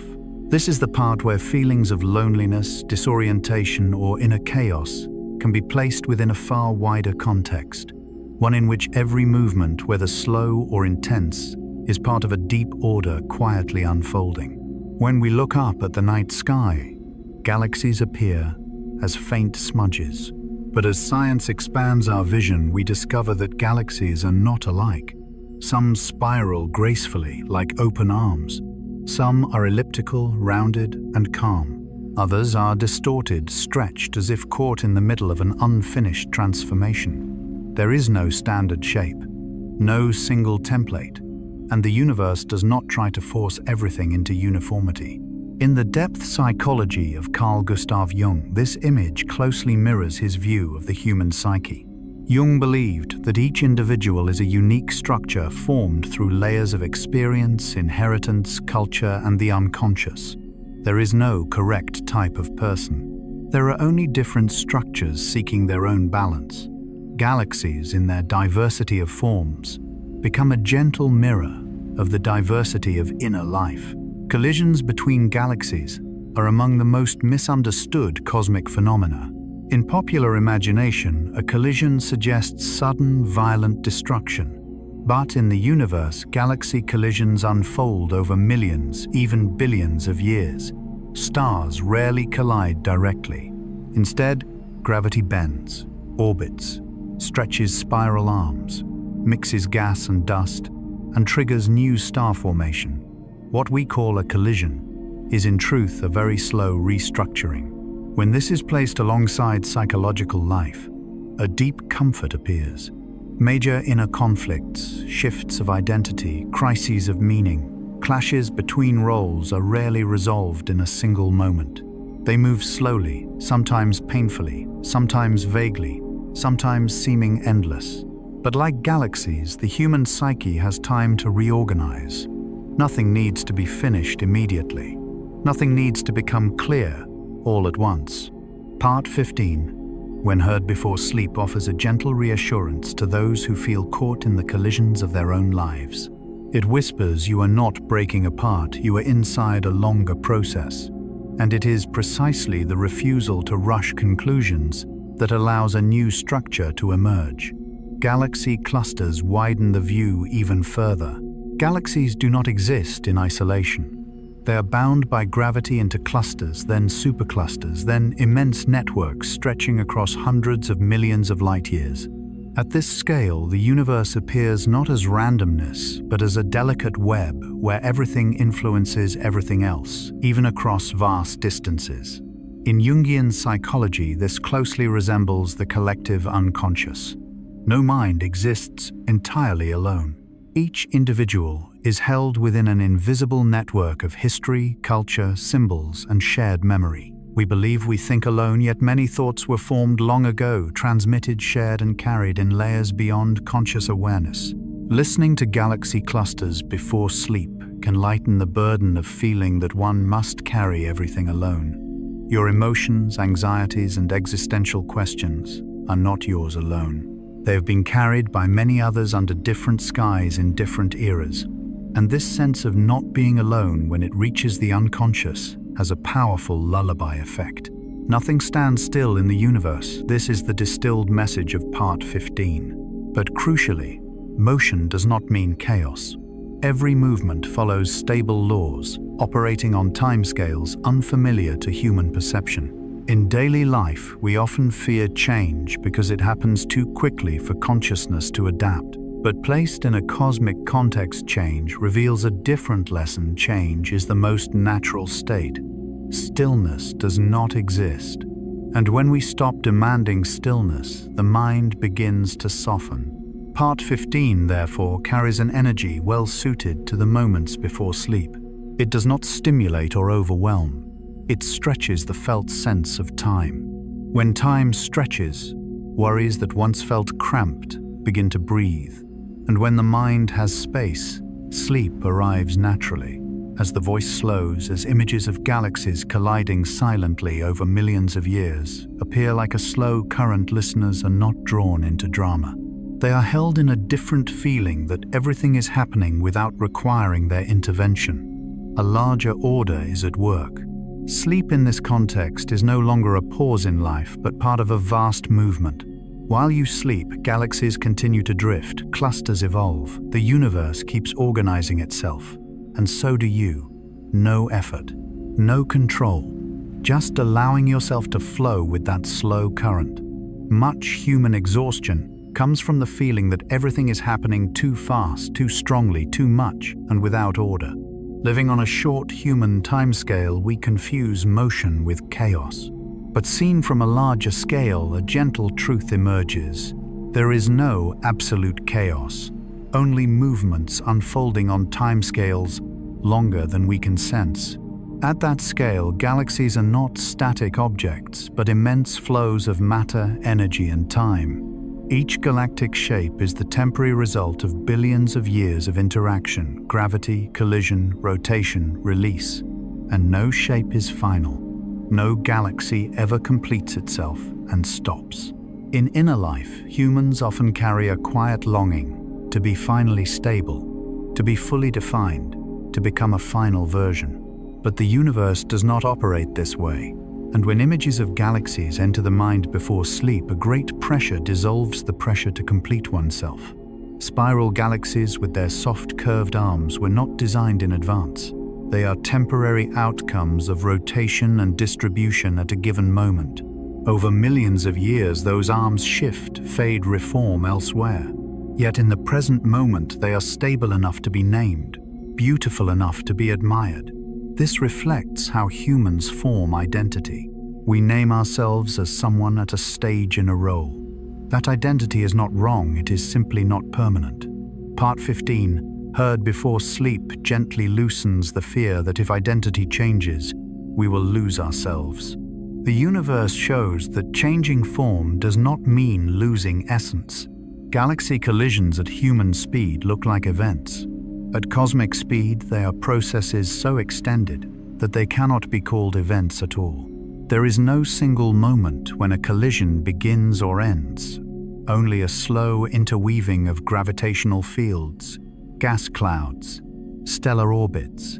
Psychological life has similar collisions between old and new values, between who we were and who we are becoming, between personal desire and external reality. These collisions rarely have clear boundaries. They are long, ambiguous, and often tiring because we do not know what stage we're in. Part 15 offers deep comfort here. It says, not every process needs clear milestones. Some processes only need to be lived through, not named right away. And sleep is an essential part of living through them. Not to solve, but to allow the process to continue at a deeper level. When galaxy clusters enter the story, the universe appears profoundly communal. No galaxy is truly alone. Each is held in gravitational relationships, influencing and being influenced across great distances. Psychologically, this carries a gentle meaning. No life is truly isolated. Humans often feel most alone at night, when daytime noise fades. But images of galaxy clusters whisper something else. Even if you cannot see or touch it, you are held within a vast network of life, history, and shared experience. This sense of being held is one of the deepest prerequisites for sleep. In depth psychology, Jung suggested that belonging does not have to come from specific relationships. It can arise from sensing oneself as part of something larger. Part 15 does exactly this. It does not ask listeners to connect to anyone, only to the whole. Nothing stands still in the universe. Heard by day, this can cause anxiety. Heard as a lullaby, it means something else you do not need to make things move. Everything is already moving. No pushing, no pulling, no forcing. A common modern fatigue comes from the feeling of having to keep up. But the universe has no concept of keeping up. There is no standard speed. Each galaxy, each cluster, each large structure has its own rhythm. And when the mind accepts that it too has its own rhythm, without comparison, it relaxes. Part 15 is therefore well placed near the end of a long sleep story. It offers no climax, raises no new questions. It smooths the felt sense of time, making everything broader, slower, less demanding. As listeners imagine galaxies passing through one another in million-year silence, they may sense that what is happening in their lives does not need a conclusion tonight. Some things can be left alone. Some questions can be set down. Some collisions can continue without conscious supervision. Sleep, then, is not something to conquer. It is a natural resting point in the flow. When you sleep, you do not leave the universe, you simply step out of the role of control. And the universe, like the unconscious, is perfectly capable of continuing without your direction. At its deepest level, Part 15 whispers something essential. You are not responsible for holding the world together. A larger order exists, slow, enduring, independent of individual effort. Allowing yourself to trust this even for a moment before sleep brings real rest to both body and mind. And as the voice fades, as images of galaxy clusters soften into mist, the listener does not fall into emptiness. They fall into a spacious calm, where everything continues but no vigilance is required. Part 16. Familiar phenomena. Near Earth from the phenomena. Perspective of a storyteller. For sleep. Part 16. Familiar phenomena near Earth carries a very different tone from the previous parts. If galaxies, black holes, and cosmic structures carried the mind far away, this part gently brings it back close enough to be seen with the naked eye, felt in daily rhythms, and remembered through very ancient layers of the unconscious. Here, the sky is no longer abstract. It becomes a long-time companion of humanity, familiar for tens of thousands of years. And this familiarity, when told in a slow rhythm, often lulls more deeply than anything distant. The moon appears first, not as a scientific object, but as a living rhythm. From early on, humans noticed that the moon does not remain the same. It grows, becomes full, then wanes, thins, disappears only to return again. This regular cycle became humanity's first clock. Before paper calendars, before mechanical time, humans lived by the moon. Planting, hunting, moving, resting, all were tied to moonlight. Thus, the lunar cycle is not only cultural, it is woven into the collective unconscious. In Jung's view, repeating rhythms create a primal sense of safety. They teach the psyche that the world has order, that when light fades, it will return. This is why, when sleepless, simply seeing moonlight through a window can soften the heart without explanation. The moon teaches a gentle lesson: fullness is not always the goal. There are phases of absence, dimness, near disappearance, and all are necessary. For inner life, this comforts those who feel they are not at their best. The universe does not demand constant brightness. Neither must we. Solar and lunar eclipses take the story deeper into the border between science and myth. When moon, earth, and sun align, familiar light is obscured. Once feared as cosmic disorder, we now know eclipses as temporary alignments. Yet even with understanding, eclipses still quiet us. Not from fear, but from sensing that what is familiar can dim silently. This mirrors the moment before sleep, when the light of consciousness fades, not through danger, but through natural process. In-depth psychology, moments when light is covered signal transition. Jung believed that as consciousness weakens, the unconscious gains voice. Eclipses heard before sleep become gentle metaphors for this shift from day to night, control to release. The familiar planets, Venus, Jupiter, Saturn, Mars, carry another tone. They are steady presences, moving slowly, patiently across the sky. Venus appears at thresholds dawn and dusk, when the mind is most pliable. Jupiter suggests protection. Saturn evokes long time and limits. Mars, red and close, carries energy that feels human. In ancient cultures, planets were living symbols. Though modern science no longer reads them that way, the unconscious retains the familiarity. Hearing of planets before sleep requires no analysis, only recognition that countless people before us watched the same sky and then slept. The key of Part 16 lies in this closeness. No telescope, no advanced knowledge, just looking up. And this lack of demand makes it deeply soothing. Modern life exhausts us with what is distant and difficult. Part 16 does the opposite. It returns us to what has always been there.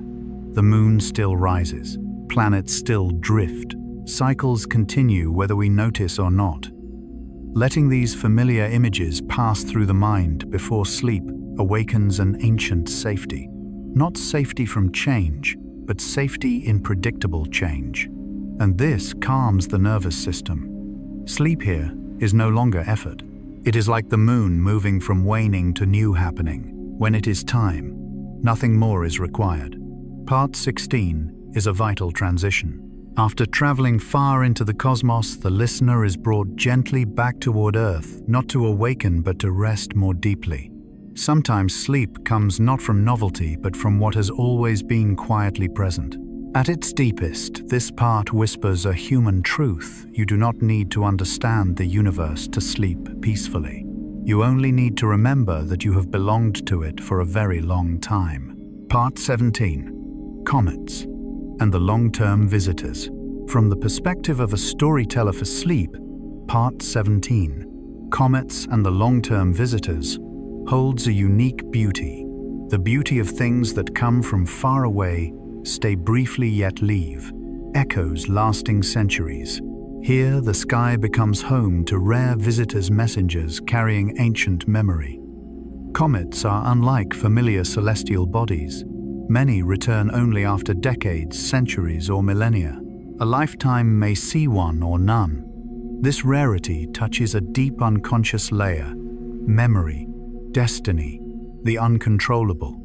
In Jungian psychology, rare phenomena activate archetypal images. They awaken the sense of a greater order beyond daily life. Comets become symbols of what arrives from deep past, appears once, then vanishes. Halley's Comet is famous not for physics but for rhythm. Every 75-76 years it returns. No one sees it twice in one lifetime. Parents may see it. Children may see it later. It becomes a bridge across generations. Historically, comets inspired fear not because they were evil, but because they broke predictability. They arrived suddenly, unfamiliar. The human mind fears uncertainty more than darkness. Over time, fear gave way to understanding. Observation replaced superstition. What was once an omen became wonder. This mirrors psychological growth. Fear dissolves through familiarity, not control. Listening to comets before sleep gently introduces uncertainty without threat. Some things will arrive unexpectedly, then leave. Not all are disasters. Some are simply reminders that our time is not the center of everything. Comets carry primordial material from the birth of the solar system.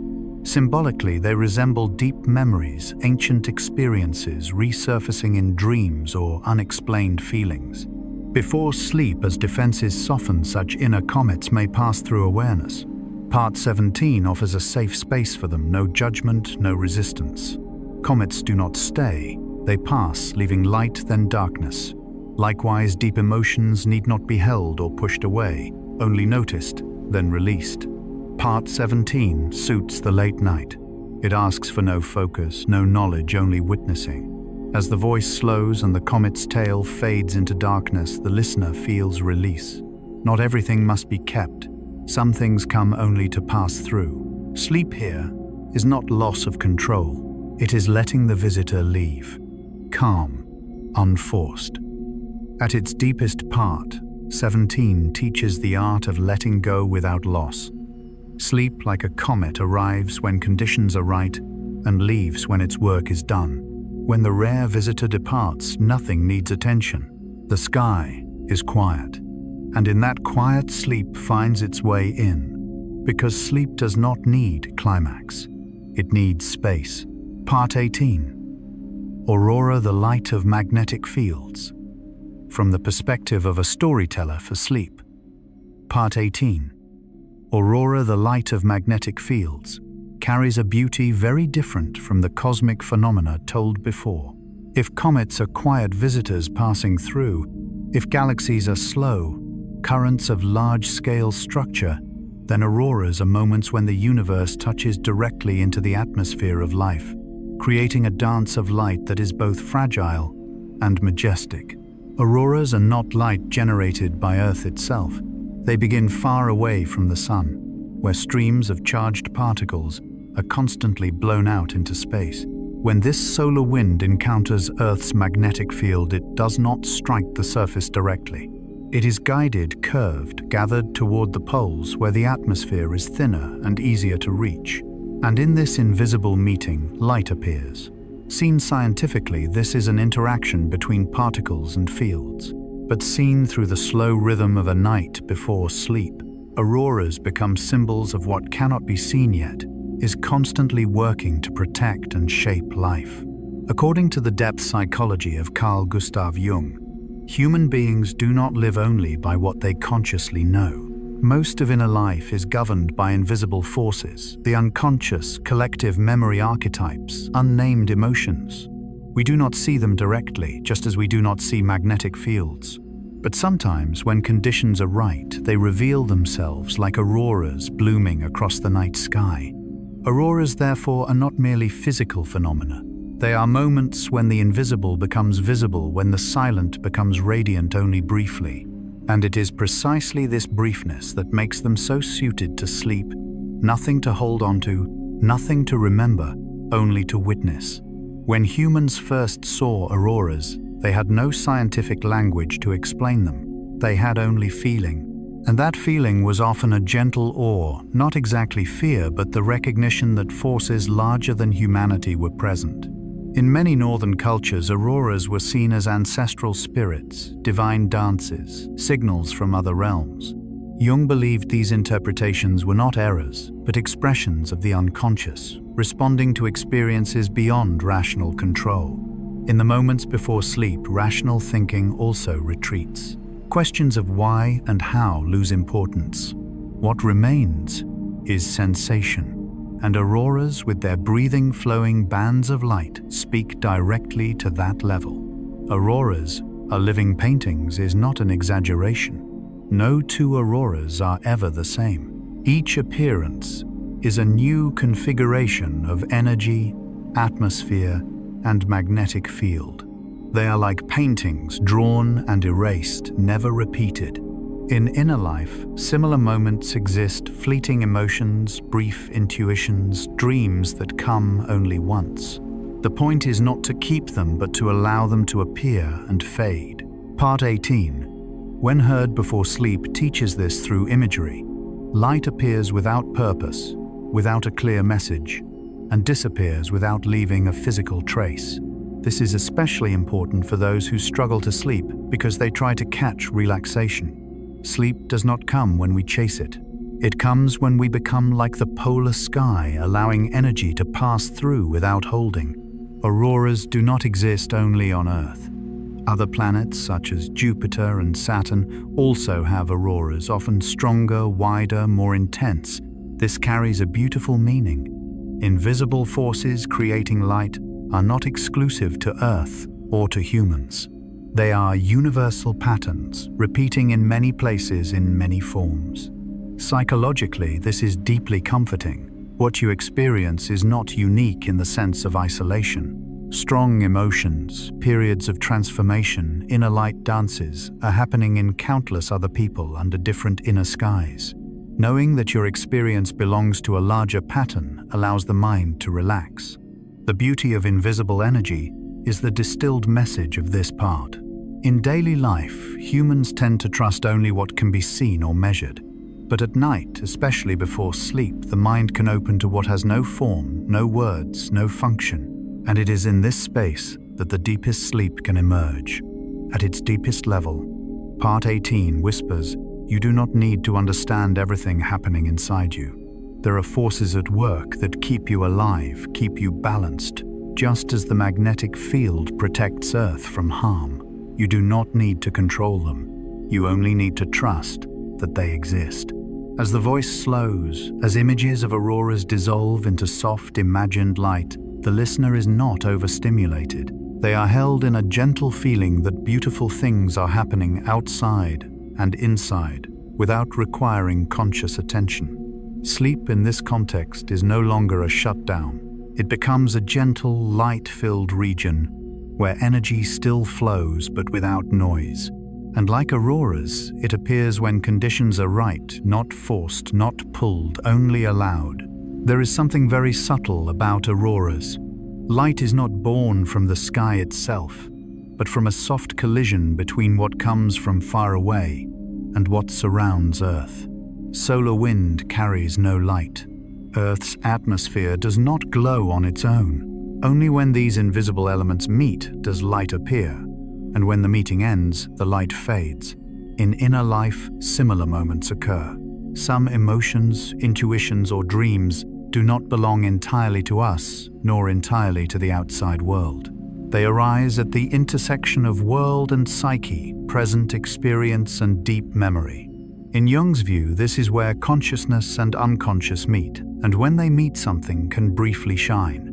Auroras thus offer a gentle message for the mind before sleep. Not all light needs a fixed source. Some light is simply the result of interaction. And sleep too does not come from effort, but from the right meeting between tiredness and permission, relaxation and safety. Auroral bands do not rush. They curve, spread, contract, dissolve and reform. They have no fixed direction, no final shape. They seem to listen to themselves. When the listener imagines this before sleep, a quiet resonance occurs. The mind stops trying to go somewhere.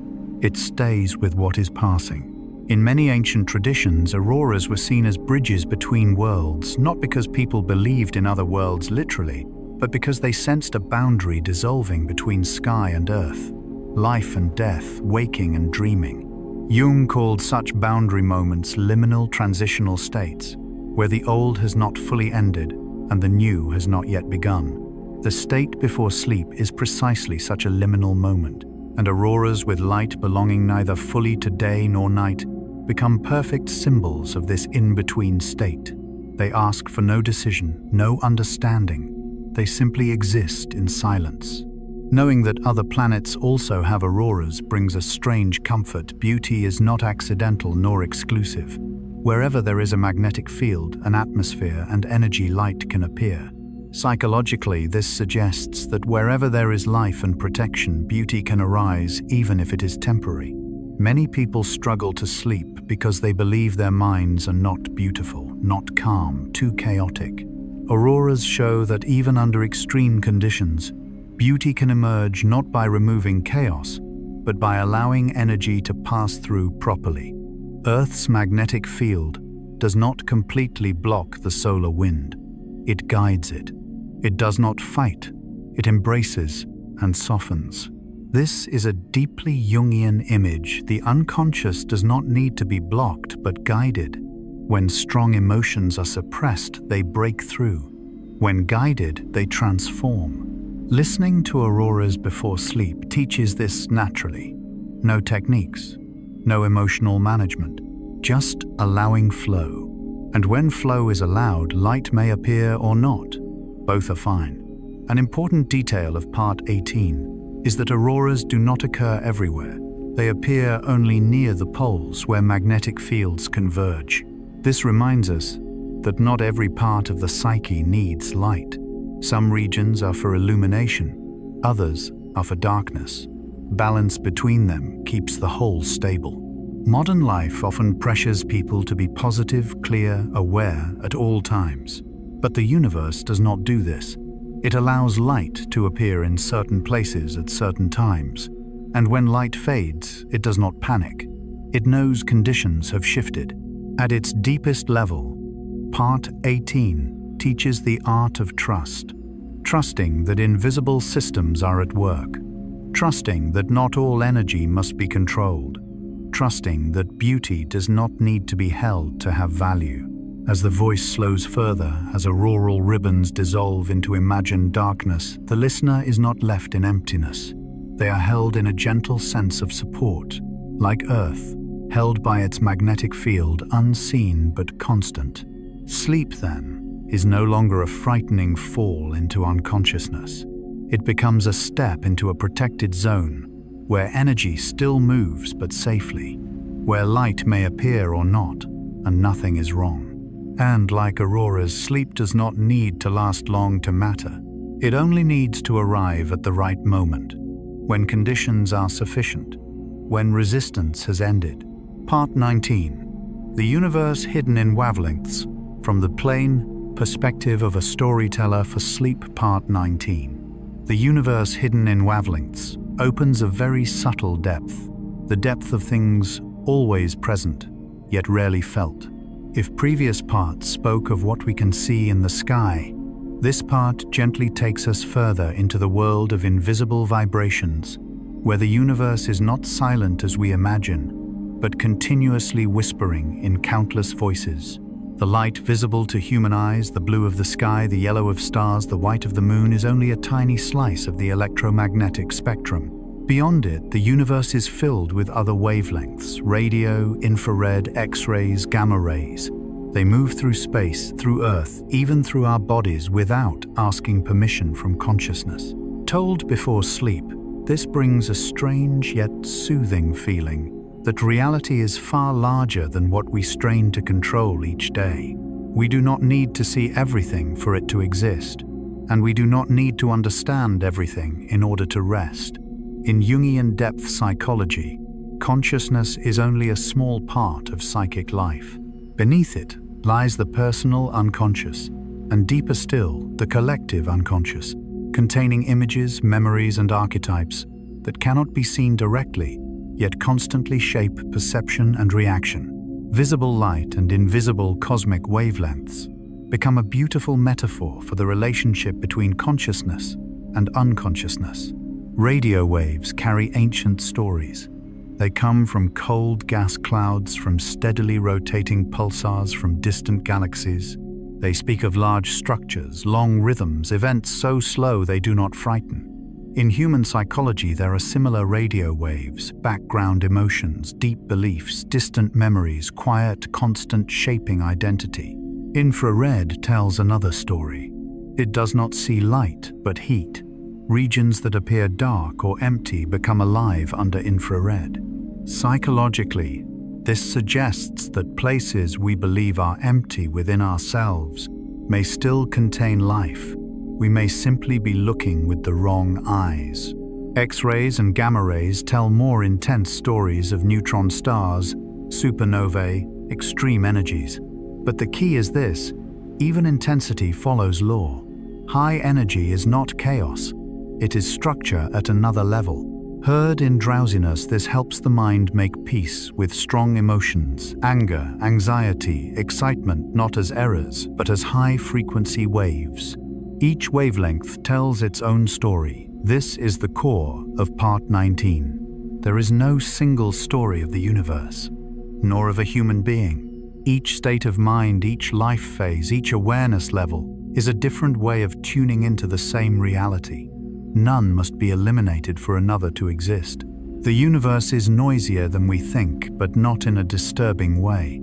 It is rich with vibration. And hearing this before sleep allows a subtle shift. We stop demanding absolute silence. We only need harmony. Sleep does not come when thoughts disappear. It comes when thoughts stop competing for attention. Just as wavelengths coexist without cancelling one another, layers of psyche can coexist if we do not force them into silence. At its deepest level, Part 19 whispers comfort. You do not need to experience everything in the same way. Some things only need to be known as existing. Some can remain active in deeper layers while consciousness rests.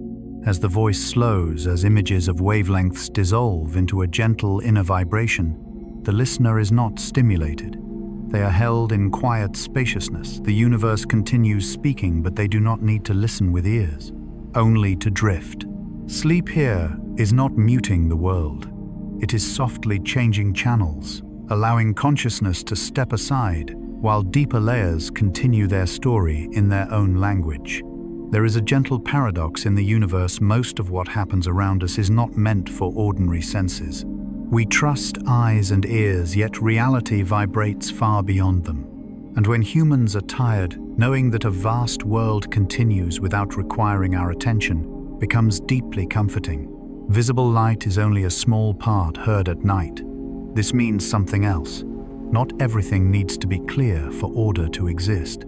Some layers work quietly, like the body regulating heartbeat during sleep or breath finding depth without instruction. In Jung's psychology, consciousness is a small point of light within a vast psyche. Most healing, connecting, and remembering happens unconsciously. And, like invisible wavelengths, the unconscious does not need constant observation. It needs trust. Radio waves, long, slow, patient travel immense distances.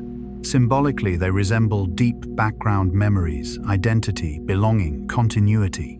Letting this settle before sleep reassures the mind that not everything must be recalled to be safe. Infrared reminds us that even when we feel empty, warmth may still exist.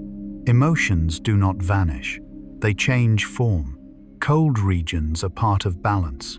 X-rays and gamma rays remind us that strong emotions are not enemies. They require containment, not suppression. Sleep provides that containment naturally.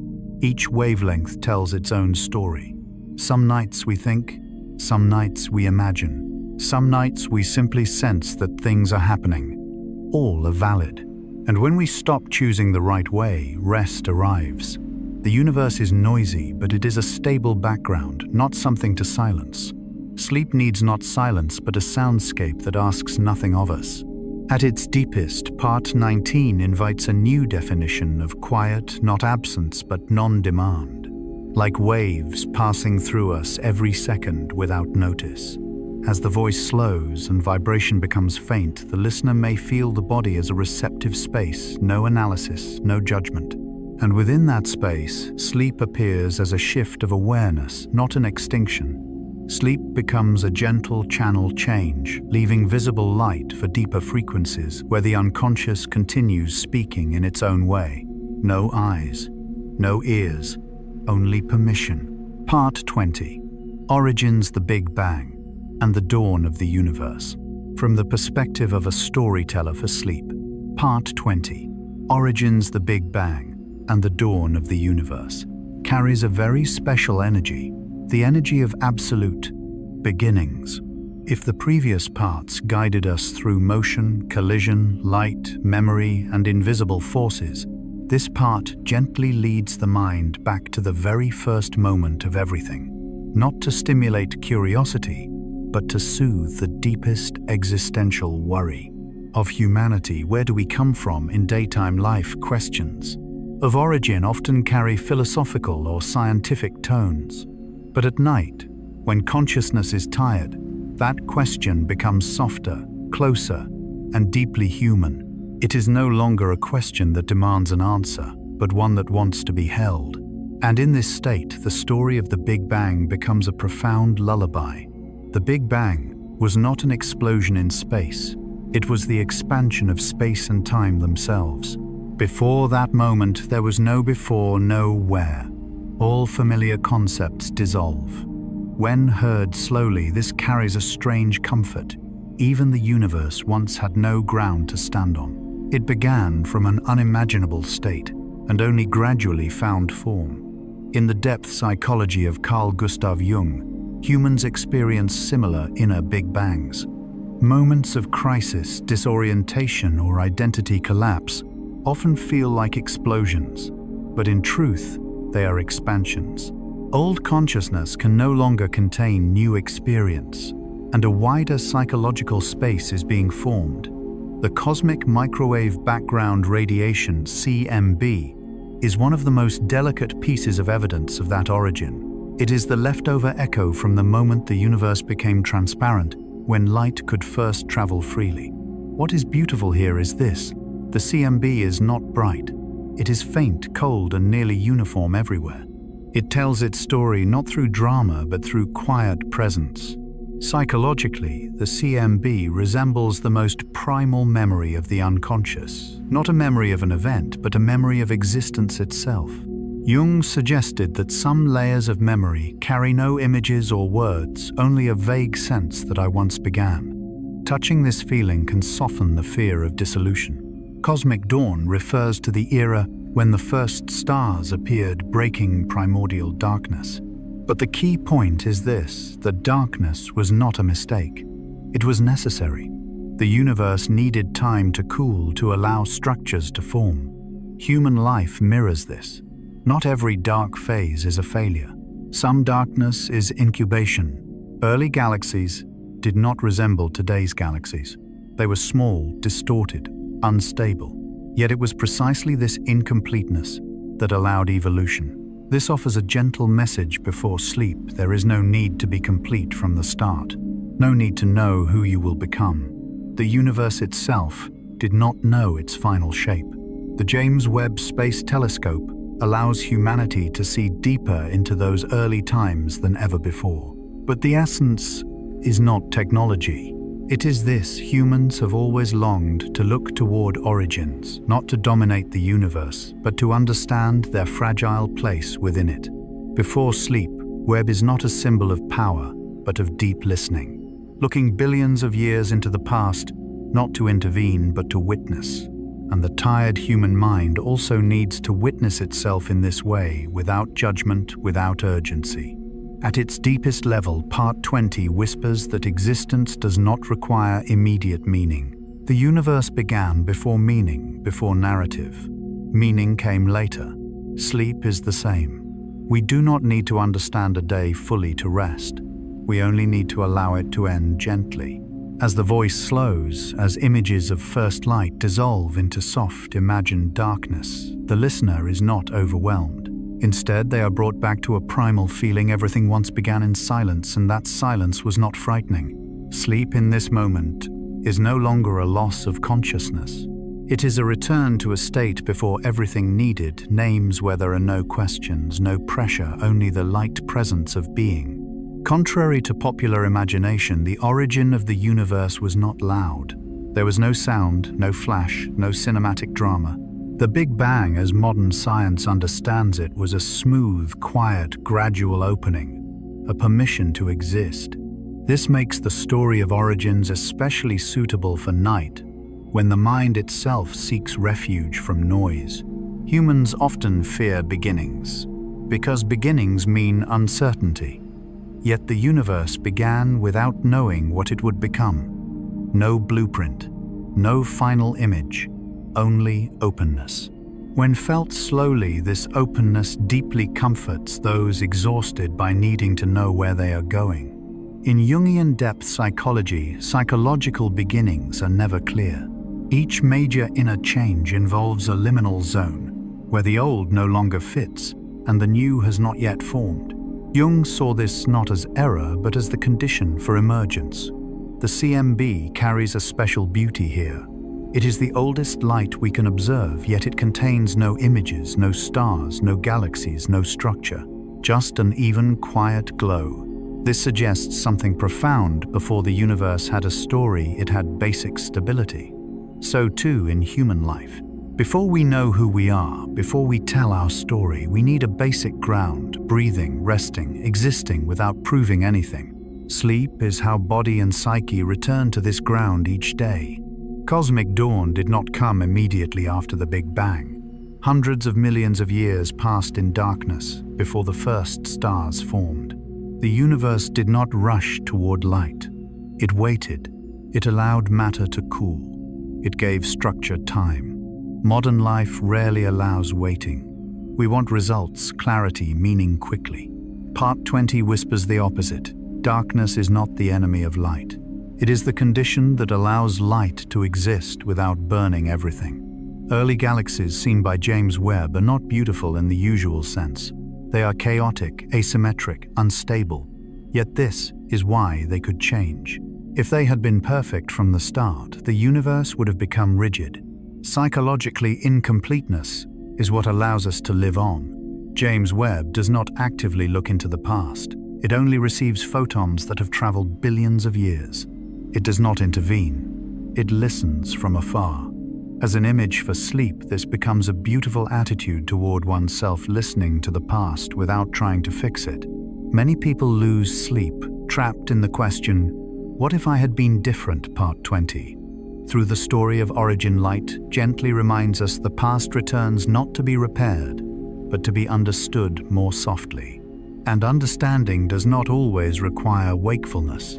Sometimes the deepest understanding arrives when consciousness loosens.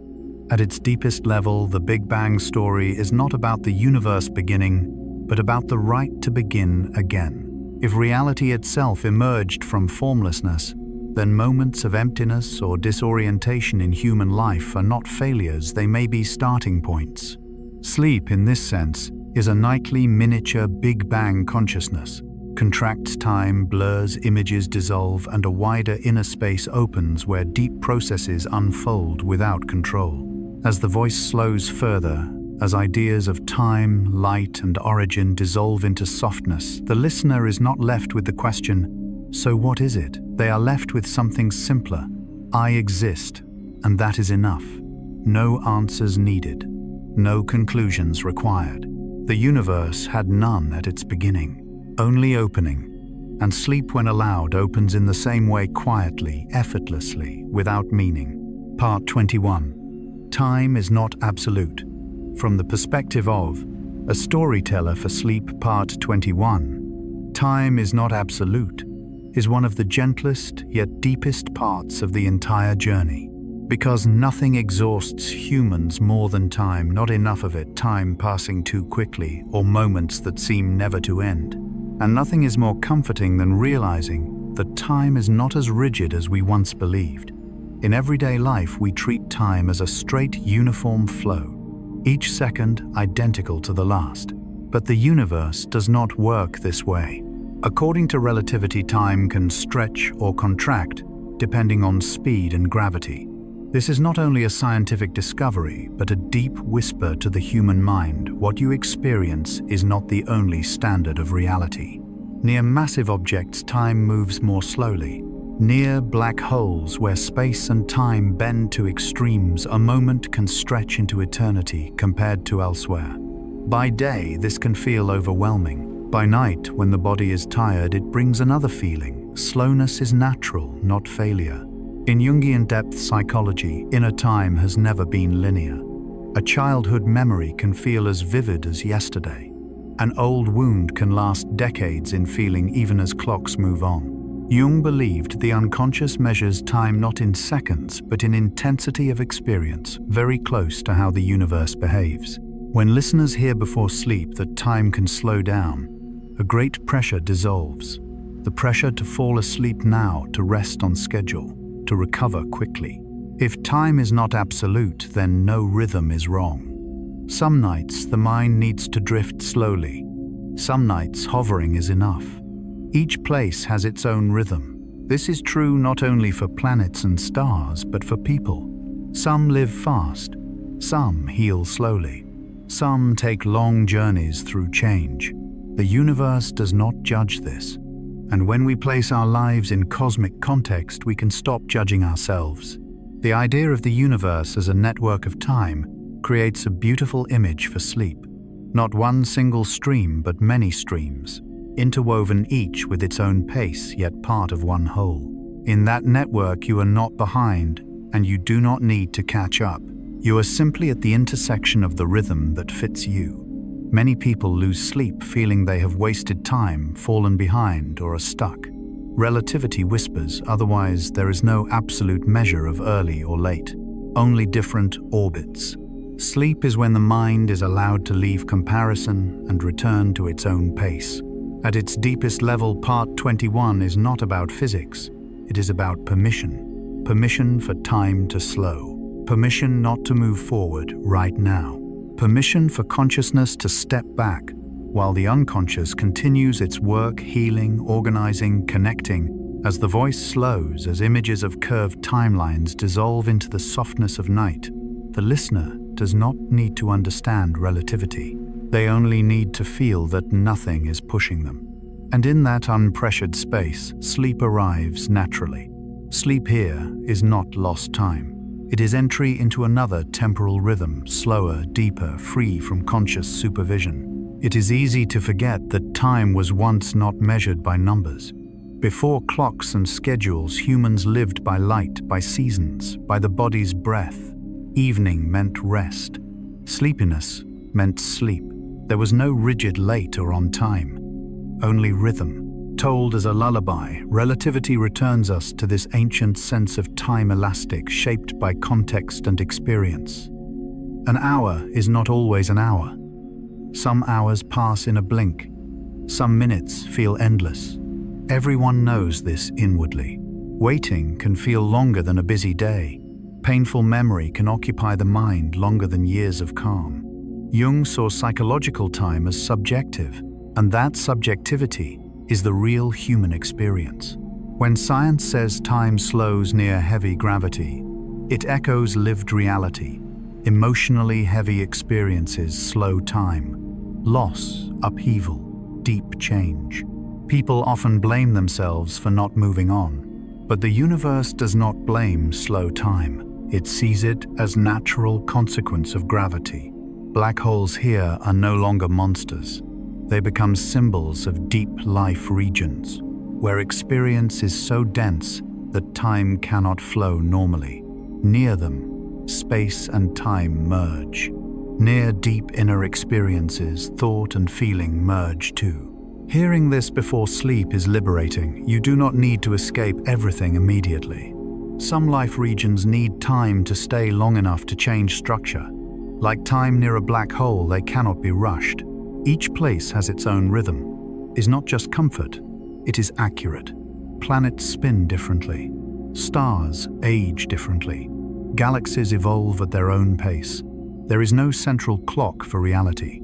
And if the universe does not need one rhythm, neither do you. Many lose sleep fearing they are not keeping up. Part 21, heard in quiet darkness, gently dissolves. This fear nothing in the universe is keeping up with anything else. Every being moves according to forces acting upon it. The idea of the universe as a time network reframes connection. Not one road, but many paths crossing, separating, meeting again elsewhere. Being slow at one point does not mean you are lost. You may be at a junction where time must pause to redistribute. In Jungian psychology, periods of stillness are when the unconscious works most intensely. Nothing seems to change above, but below structure is reorganizing. Sleep is a primary space for this. Knowing that sleep time is different from daytime releases pressure to sleep correctly. At its deepest level, Part 21 whispers, you do not need to use time well to deserve rest. Rest is not better time management. Rest is entering another temporal mode, without goals, measures, or achievement. As the voice fades further, timelines dissolve into vagueness. The listener does not feel lost. Instead, they feel themselves leaving the time stream of doing, entering the time stream of being. Sleep becomes a parallel time zone, where pressure temporarily has no authority. And just as relativity allows different experiences of the same duration, there is nothing wrong with needing a slower rhythm tonight. At the very end of Part 21, when words almost disappear into silence, what remains is not knowledge but a soft feeling. Time is not chasing you. It is opening around you wide enough for you to lie still inside it. And when you allow yourself to rest within that rhythm, sleep does not need to be summoned. It arrives as a gentle bending of consciousness, where there is no before or after, no fast or slow, only the quiet presence of rest. Part 22. Conclusion: the sky as memory and dream, from the perspective of a storyteller for sleep. Part 22. The sky as memory and dream is no longer a section of explanation or exploration in the usual sense. This is the landing point, the place where all the knowledge, images, and movements encountered throughout the journey dissolve, leaving only sensation. And that sensation does not need to be understood. It only needs to be kept company. After all, the galaxies, comets, light, time, and origins, the night sky no longer appears as an object to be observed, but as a very ancient memory remembering itself through us. Each star is no longer a distant point of light, but a message that has traveled for a very long time, across space and time, to arrive at this exact moment, the moment you are listening, tired, ready to let go. The light from a star may have begun its journey hundreds, thousands, even millions of years ago. Throughout that journey, it did not know who would see it. It had no purpose. It simply traveled. And when that light reaches the human eye, it becomes an intimate and strange moment, the past touching the present. No noise, no declaration, just an encounter. In the depth psychology of Carl Gustav Jung, memory does not exist only in the individual brain. Jung spoke of the collective unconscious, a reservoir of images, symbols, and experiences repeated across countless generations. The night sky, with its constellations, stories, and recurring rhythms, is one of the oldest archives of that unconscious. When our ancestors looked up at the sky, they saw these same stars. They did not know scientific names, distances, or structures, but they felt something. And that feeling was passed on through myths, songs, and bedtime stories, very much like the way you are listening now. For this reason, Part 22 introduces no new information. It awakens a familiar memory, the memory that humans once slept beneath the sky long before walls, roofs, or artificial lights existed. The memory that sleep was not something to learn, but something that came naturally when darkness fell and stars appeared. Humans are small yet connected. This is not meant to humble in a moral sense. It is a deeply comforting truth. To be small means you do not have to carry everything. To be connected means you are not alone, even if you lie by yourself in a dark room. This connection requires no networks, no signals.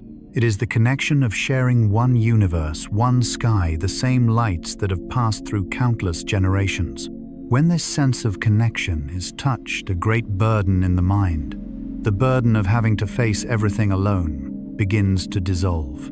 The sky in Part 22 is no longer physical space. It becomes a mirror of dreams. Not a specific personal dream, but the dream of humanity, the dream of meaning, place, and belonging. Jung believed dreams are the natural language of the unconscious. And the night sky, with its powerful symbolism, is one of the earliest languages the human unconscious ever used. When you look at the stars and let your mind drift, you no longer think in daytime logic. You begin to think in images, sensations, free associations. This is the doorway to dreams. Part 22 does not try to open that door. It simply steps aside, allowing the door to open on its own when you are ready. Each star is a message. From the past is also a gentle reminder for those caught in personal memory. The past is not only what hurt or pleased you, it is a vast current of life in which you are only a point of crossing. When personal memory is placed within that current, it becomes lighter, not because it matters less, but because it is supported by a wider context. Thus, Part 22 does not end by closing. It lets go. Like gazing at the sky long enough that you stop identifying constellations or recalling names. You see only a deep, dark field with quiet points of light. And within that darkness, consciousness begins to blur. Sleep does not arrive as an event. It arrives as a gradual dissolving of boundaries between thought and sensation, between listening and dreaming, between present and memory. Part 22 is written to soften those boundaries naturally without force. At the very end, nothing needs to be made clear. There is no message to remember, only an afterimage, like the lingering glow of starlight on the retina when you close your eyes. You do not need to hold that afterimage. It will fade on its own, and in that fading sleep appears. The sky does not lull you to sleep with words. It lulls you with vastness. By letting you feel that you are lying within a space that demands nothing from you. You do not need to understand the universe. You do not need to solve your life. Tonight you only need to be here beneath the sky, whether real or imagined. And when your breathing slows, when consciousness releases its final thoughts, that sky does not disappear. It simply goes with you into dreams, as it has accompanied humanity for tens of thousands of years. No goodbye is needed. No conclusion is required. There is only a very quiet night, and you are drifting into it. There is a very special moment before sleep, a moment when memories no longer line up in order. They are no longer what happened, what must be remembered, or what needs more thought. They become floating fragments of sensation like starlight when we stop trying to name it. The night sky has always been present in that moment of being human, long before psychology existed. Humans knew that looking at the sky calmed the mind, not because the sky explains anything, but because it asks for nothing. It does not demand understanding or answers. It simply is wide, deep, and quiet. In Jung's depth, Psychology personal memory is only a thin layer. Beneath it lies collective memory, where images like sky, darkness, light, and dreams have repeated across generations. When we are tired, when consciousness loosens, we stop clinging to my story. We begin to slip into that shared current. That is why Part 22 needs no climax, no strong message. It needs dissolution. The dissolving of boundaries between me and not me. The dissolving of the effort to stay awake. The dissolving of the need to understand. Each star is a message from the past, but not a message meant only for you. It has passed through many eyes. Many people before you saw that same light on other nights, with other worries and hopes. And they slept too, just as you were about to sleep. When this idea settles in, a deep feeling arises. You are not the first to be tired. And you do not have to be the one who finishes everything. A long stream of life has preceded you, and it continues gently carrying each generation. In the night sky, no star asks whether it is bright enough. It simply shines in its own way, then lets its light go. Humans are the same. You do not need to shine tonight. You only need to dim. Part 22 carries this spirit permission to dim. Not to extinguish life, but to extinguish effort. To extinguish monitoring. To extinguish the need for conscious connection. For true connection has always existed, whether you think about it or not. The sky carries us into dreams, not through specific images, but through space. Dreams need space to arise. And the sky, with its boundless vastness, is the most primal symbol of psychological space. When you imagine yourself lying beneath the sky, even in memory, the mind automatically expands. And when the mind expands, thoughts thin out. There is a very subtle shift here from listening to dreaming. You do not need to notice it. In fact, noticing it might wake you slightly. That is why Part 22 avoids markers. There is no clear ending, only gradual fading, like gazing at the stars long enough that you stop seeing individual stars and see the whole sky instead. And in that sky, your eyes grow tired, not from effort, but from having nothing left to focus on. A pleasant tiredness, the tiredness of letting go. Humans are small, but small does not mean lacking. Small means being set down, placed within a context so vast that personal worries no longer occupy all the space. When this happens, the body often responds quickly, deeper breathing, slower heart rate, softer muscles. Not because you did something right, but because you stopped doing anything at all. Part 22 does not try to keep you here. It does not require you to keep listening. It does not even need you to remember it. It only needs you to drift. And if you drift into sleep before it finishes, that is not missing anything. That is the purpose. At the deepest level, the sky in Part 22 is no longer an object. It becomes a state, a wide, dark, safe state. A state in which dreams can arrive freely, unguided, uncontrolled. Dreams do not need to be understood to work.